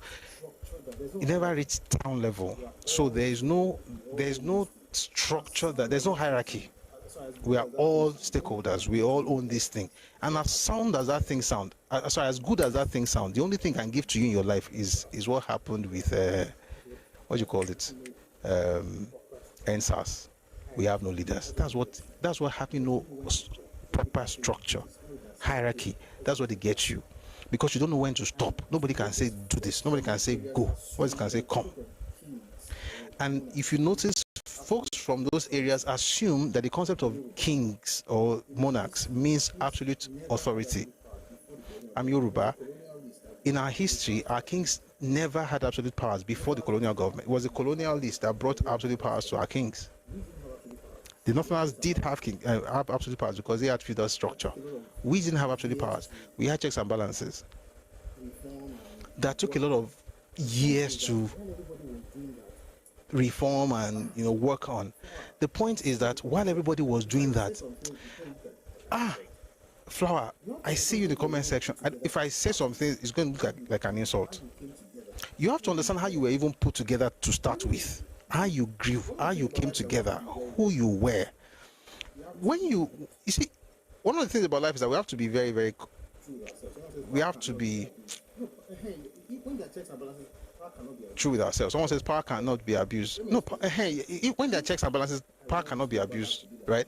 But let me explain something. See, if I want Yoruba land to be like England, I'm not going to be trying to compete with England. I'm going to settle down to ask what England did, and then I'll try to copy it, right?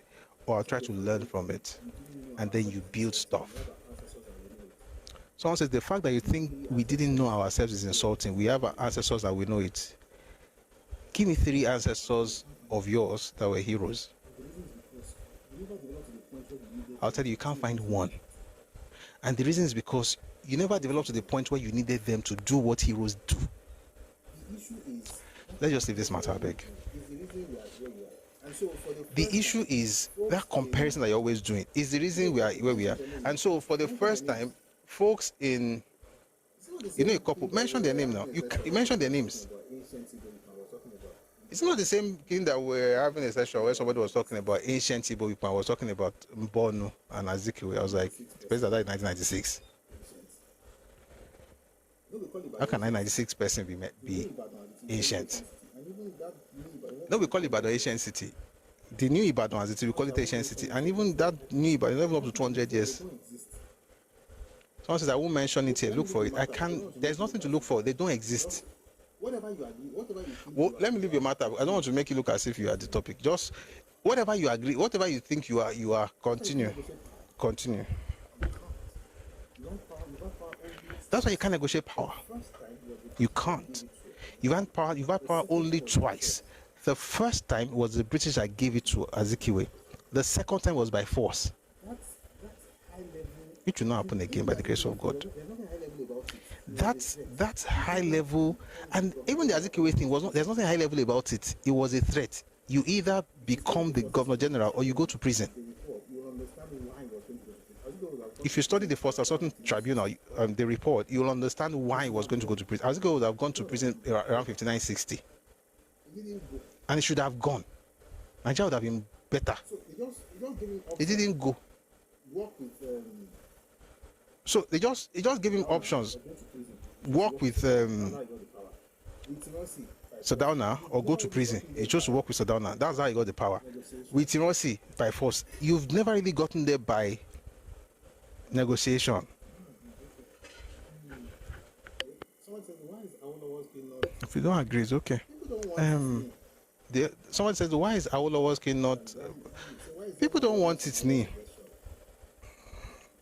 Ram say, why is there no awareness on Awolowo's suggestion? Is there no awareness? Well, we'll fix it. We'll make sure that there's awareness. We will make sure that there's awareness. Why is there no awareness? Because we're not doing a very good job. That's why there's no awareness. We have to do more to talk about it. I think I'm going to do more sessions on AWO this year. So we'll do it. Okay. Let me tell you what Flower said on TikTok. You guys are going to find this funny. In the real sense, only a two-faced power shades power. You take it.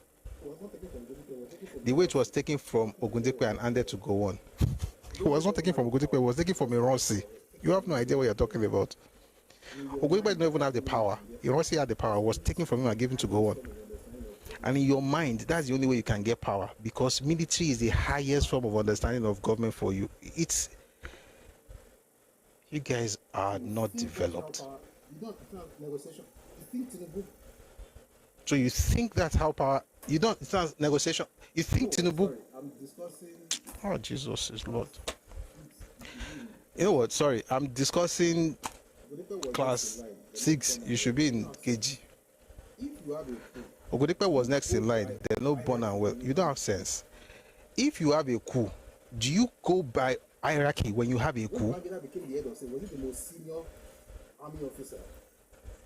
When Babangida became the head of state, was it the most senior Person. army officer? No, you're not part of the coup. You really think that the most senior person? You're not part of the coup, but because you're the most senior, they will now make you the head of state because they are doing hierarchy. Is it promotion or coup? Why is that all of you in your region think alike?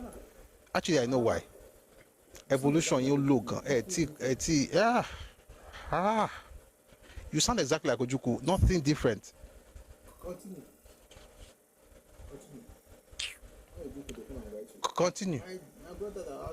Continue. When you do, could they come and invite you? My brother that asked about Olowo, I think the reason is because we're not making a lot of noise about it, and we should talk about what Papa said, and we will do that this year by the grace of God. Yes. And then the person says, is the original system possible again in our lifetime? Yes. Yes. But we have to define what regional system means. Regional system is not what we had before the coup. What we had before the coup is a type of regional system. Because when we talk about regional system in Nigeria, we often just think about, when did we have, before Ironsi scattered everything, so let's go back to that thing. Even when they had that thing, it wasn't good enough. We just we had great leaders to make sure that they made it work. But you see, you want to create systems that work with or without good leaders. Now, what I said right now may sound very bad, but that's actually how life works. That's why if you become a president of America today, even if you're a bad person, there will be checks and balances. The system will still function to a particular point, regardless of who you are. Although you might cause wahala, but you get what I'm saying? There's still a structure to continue. So you're not just shouting like, "Oh, I'm powerful, I'm powerful." You are powerful, but you're also checked. What I'm saying basically is this kind of system we need doesn't necessarily have to be what we had before then. So what do I mean by that? The best one for Nigeria is ethno-linguistic regions, where, and it's the same thing you see in UK, you see it in Scotland, sorry, in the United Kingdom, with Scotland, England, Wales, Northern Ireland, you see it in Belgium, you see it in Switzerland, every sensible country. Canada, that's what they do. That's literally what is in Canada. Just that when we travel there, the only thing we see there is snow. Shops, oh, yeah. New dispensation. Nigeria is bad. Nigeria is terrible. How this place that is good, how did they structure it? You don't know. Just be cursing out Nigeria for no reason. The point is, the structure allows for growth. Ours allow for crab mentality, just be pulling it down. That's what we do. So, the best kind of regionalism, regionalism is even, I don't like using that word because I think it always brings memories of what we had before 66. The proper thing is Scotland, the land of the Scots. Yoruba land of Yoruba. Get the point? That's how it should be. Hausa land, Kanuri land, like you have your spaces, but you are still in one nation. A bit one country, but you have different nations. That's how it should be. But now you're not doing different nations. You are forcing yourself. You are creating states with different ethnicities that you are fighting, and you are shouting marginalization. You see it in the north. You see it in the south. Everybody's talking about. You see it in Delta State. Why must you have all these people Muslim? Sorry. Why must you have all these people put together once and then you tell them live together? Why must they live like that? Can they sit down and say, okay, we want to be together? And if they want to be together, that's fine.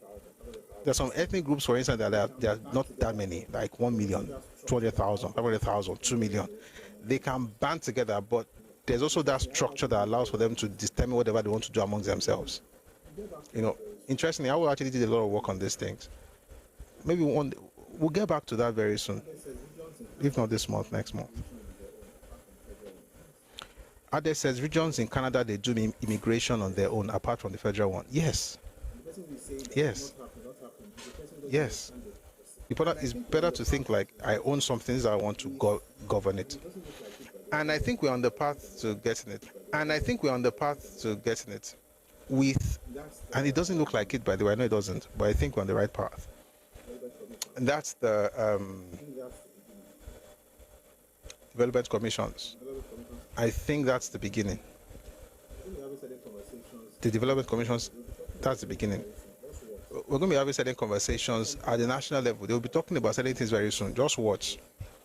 I said something last year that they'll be talking about police, and I think about, okay, let me not say it's as if I'm the one that made it happen, but the point is that it didn't take long before you started hearing the president saying that he wanted state policing. Very soon you start hearing about resource control. You start hearing about, restructuring the country. Those things will happen based on what has happened. So let's see how it goes. But I think it's possible to see a regional system, but I would prefer ethno-linguistic regions. But it's going to take a lot of politicking. And there's a way to get it. I've talked about it before. Even if you don't call it regions, there's also another way. For instance, before anybody had a development commission in Nigeria, we created one in 2013. Federal government created for everybody in 2025. So we've already created it for ourselves 12 years earlier. So even if the government doesn't give it, there's always a way around it. And there's a way around it for Yoruba people. I just don't like saying it a lot here. Or at least not now. But it's in books, so it's not like we'll discuss it when the time comes. Let's take some of this question and then we'll have to close. White Kubo says, how can it be that handful of the indigenous people that welcome them there?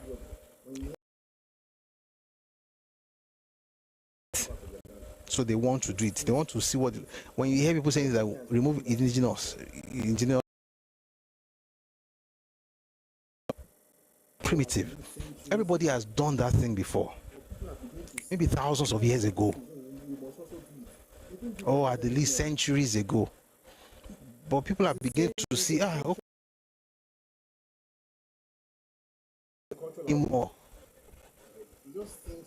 It's the same, it's a cultural thing. It's not like the person is bad.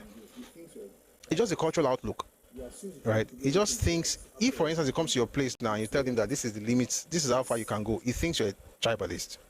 He assumes he should be able to do anything he likes. After all, it's one Nigeria. It's logo. Like, if this is culture, if it's evolutionary ladder, it's at the very. When people say about autonomous communities in 2026, what are we talking about? May God help us, help every region in Jesus' name. Mr. Lagunju says, let us review the elections in Nigeria from the pre-independence period to now. 1993 Abiola election in particular should be revisited. I think we did Abiola's election last year. But thank you, we'll do that. All right. White Kubo says, but Farotimi Afebalola said he dared not reject Oni's appeal for Farotimi. Igboho too accepted Alaafin and Oni's caution. And that's because you have leadership now. Who will go and tell Nnamdi Kanu to stop? Who? The court had to do it. Just like when it came to women having access to inheritance, it had to be the court. This also thing, it will not change if the court doesn't. Guys, let's just leave the matter, I beg. This also thing, it will not change if the court doesn't speak on it. This also Oru thing in the southeast, this discrimination, the caste system, it will be like that until there's a court pronouncement on the matter. I don't think people actually understand what kind of culture we're talking about. Everybody will be all right. White Kubo says, even if Igbo land had no monarchs, they had the church who were accomplished in leadership and followership structures.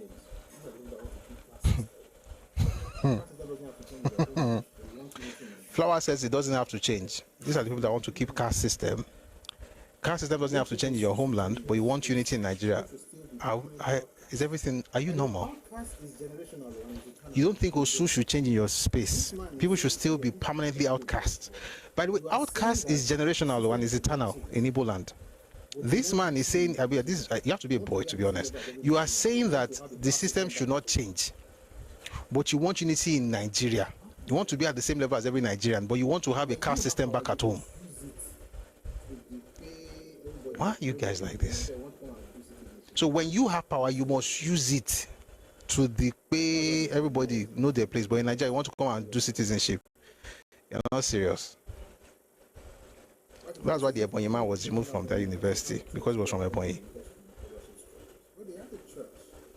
White Kubo says, even if people land had no monarchs, they had a church who were accomplished in leadership and followership structures. Well, they had a church that the Pope sent somebody to become a priest somewhere, and the townspeople rejected it. You know the story now? I think it wasn't Imo, one of those states. That's what it was. When they rejected a priest, even when the Pope. How high? Where else are you going in the Catholic structure after? Yes, Opaleke is Imo.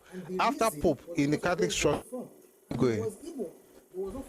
They said no, and the reason was because of where he was from, and he was Igbo, but was not from their own town. That's the person who is telling you about Nigerian unity. Are we joking?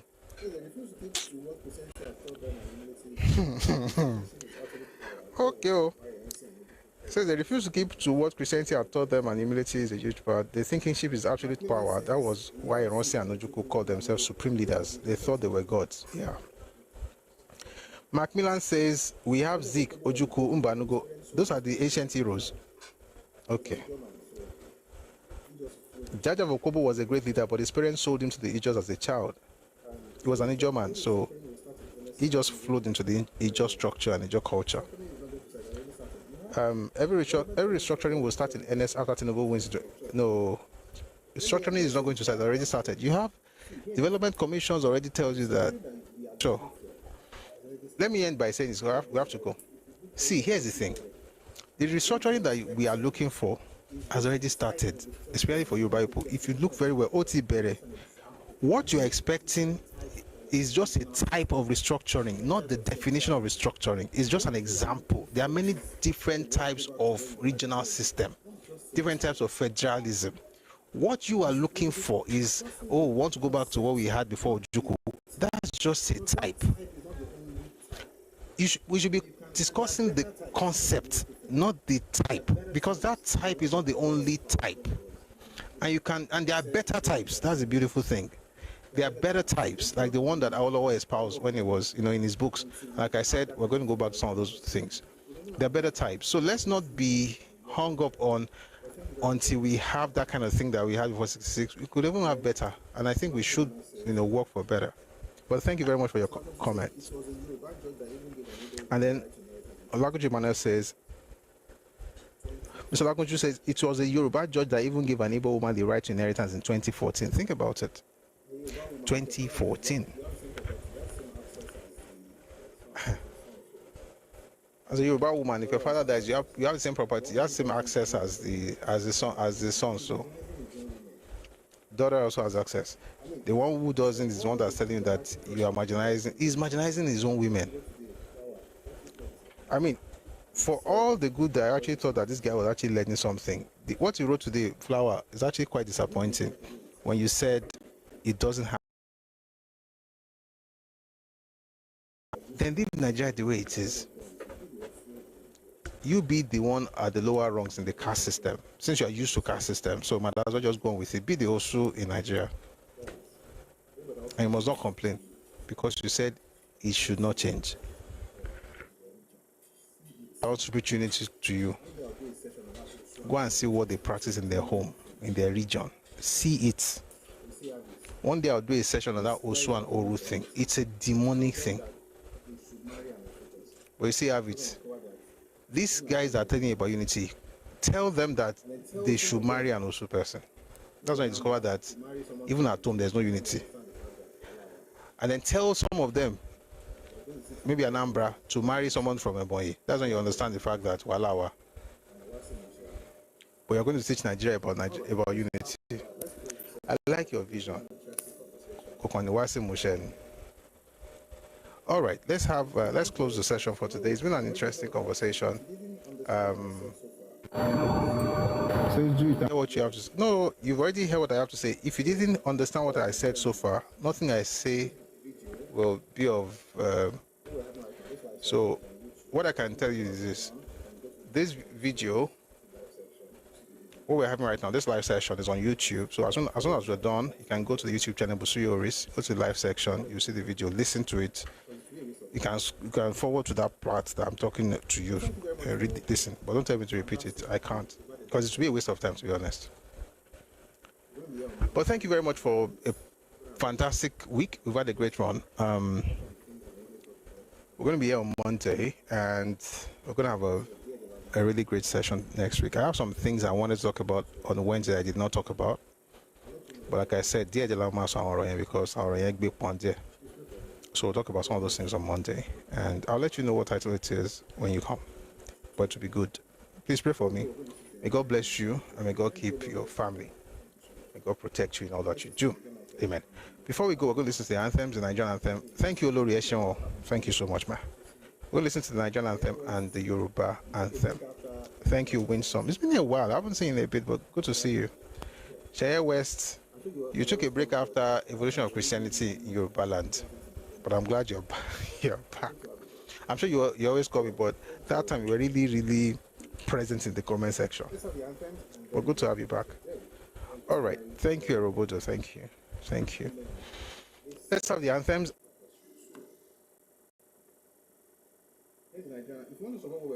God bless you too. Here's Nigeria. If you want to support what we're doing, please. By the way, let me thank everybody who power tapped. I always like to do that. Those who power tapped were on 81.8k likes, which are going to 100 share, but Regardless, thank you. Thank you for supporting. Thank you for commenting, for all the platforms, right? Thank you on Facebook, YouTube, TikTok, everywhere. Thank you very much for your support. And I saw the gifts earlier as well. Thank you very much for the generosity. If you'd like to support us with financially, support us with cash. That's the word, Abby. Want to support us financially, please reach out to me on Telegram at Busui Oris, and I'll tell you how you can be of help to us. Thank you very much. May God bless you. And let's have the anthems, and we'll do another prayer at the end of the songs. Meanwhile, guys, let's not be rushing out. I mean, anthem, we're all Nigerians now. Even if you're not Nigerian, respect the anthem. Okay, here's the Nigerian anthem. Learn the lyrics if you don't know the lyrics by now. Mark Tuition says, we have not finished the evolution of Christianity. Oh. Yes, we haven't. We'll do it by the grace of God. Thank God all the materials are available. It's just when Bashidari will follow the leading of the Spirit. Here's the anthem. Take a listen, please.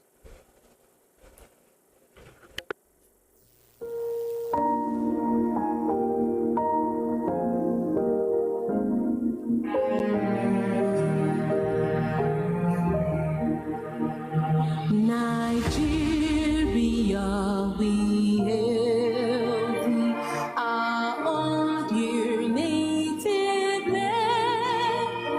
Though tribe and tongue may differ, in brotherhood we stand. Nigerians all are proud to serve our sovereign motherland.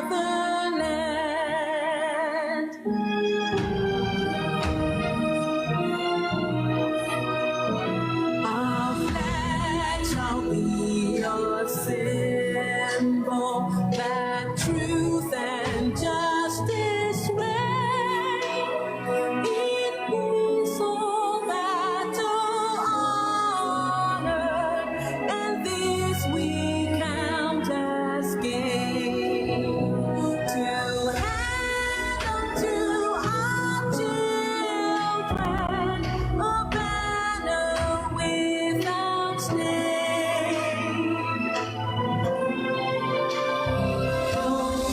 All of all creation, grant this our one request. Help us to build a nation where no man is oppressed. And so with peace and plenty, Nigeria may be blessed. Nigeria may be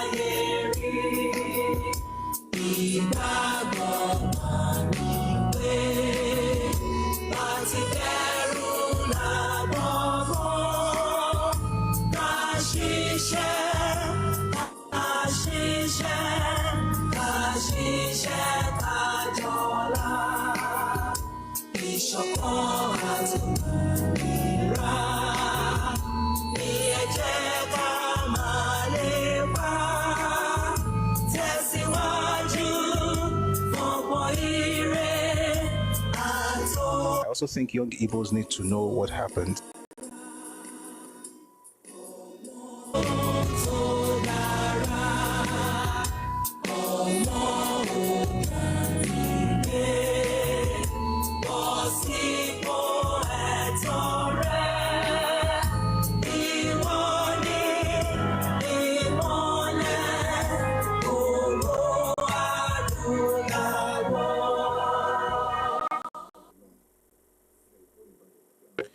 Àwọn ni mọ̀lẹ́ ògùn adúláwọ̀ ìmọ̀lẹ́ wọ̀ ni wọ́ọ̀kùn lágbára Ọlọ́run. Ilẹ̀ Yorùbá ò ní bàjẹ́, Nàìjíríà náà ò ní bàjẹ́. May God bless you and keep you. May God prosper you in all that you do. May God open doors of opportunities for you this year, 2026. It is well with you and your family. God bless you and increase you on all sides. Thank you very much for being part of this session. We'll see you again on Monday at 4 p.m. for any Ife time, West African time. We're going to have a fantastic run next week. It's going to be nice, really nice. I have something cooking. You like it. Thank you very much for being part of today's session. I'll see you on Monday. Have a lovely, lovely weekend and God bless you. Odaro.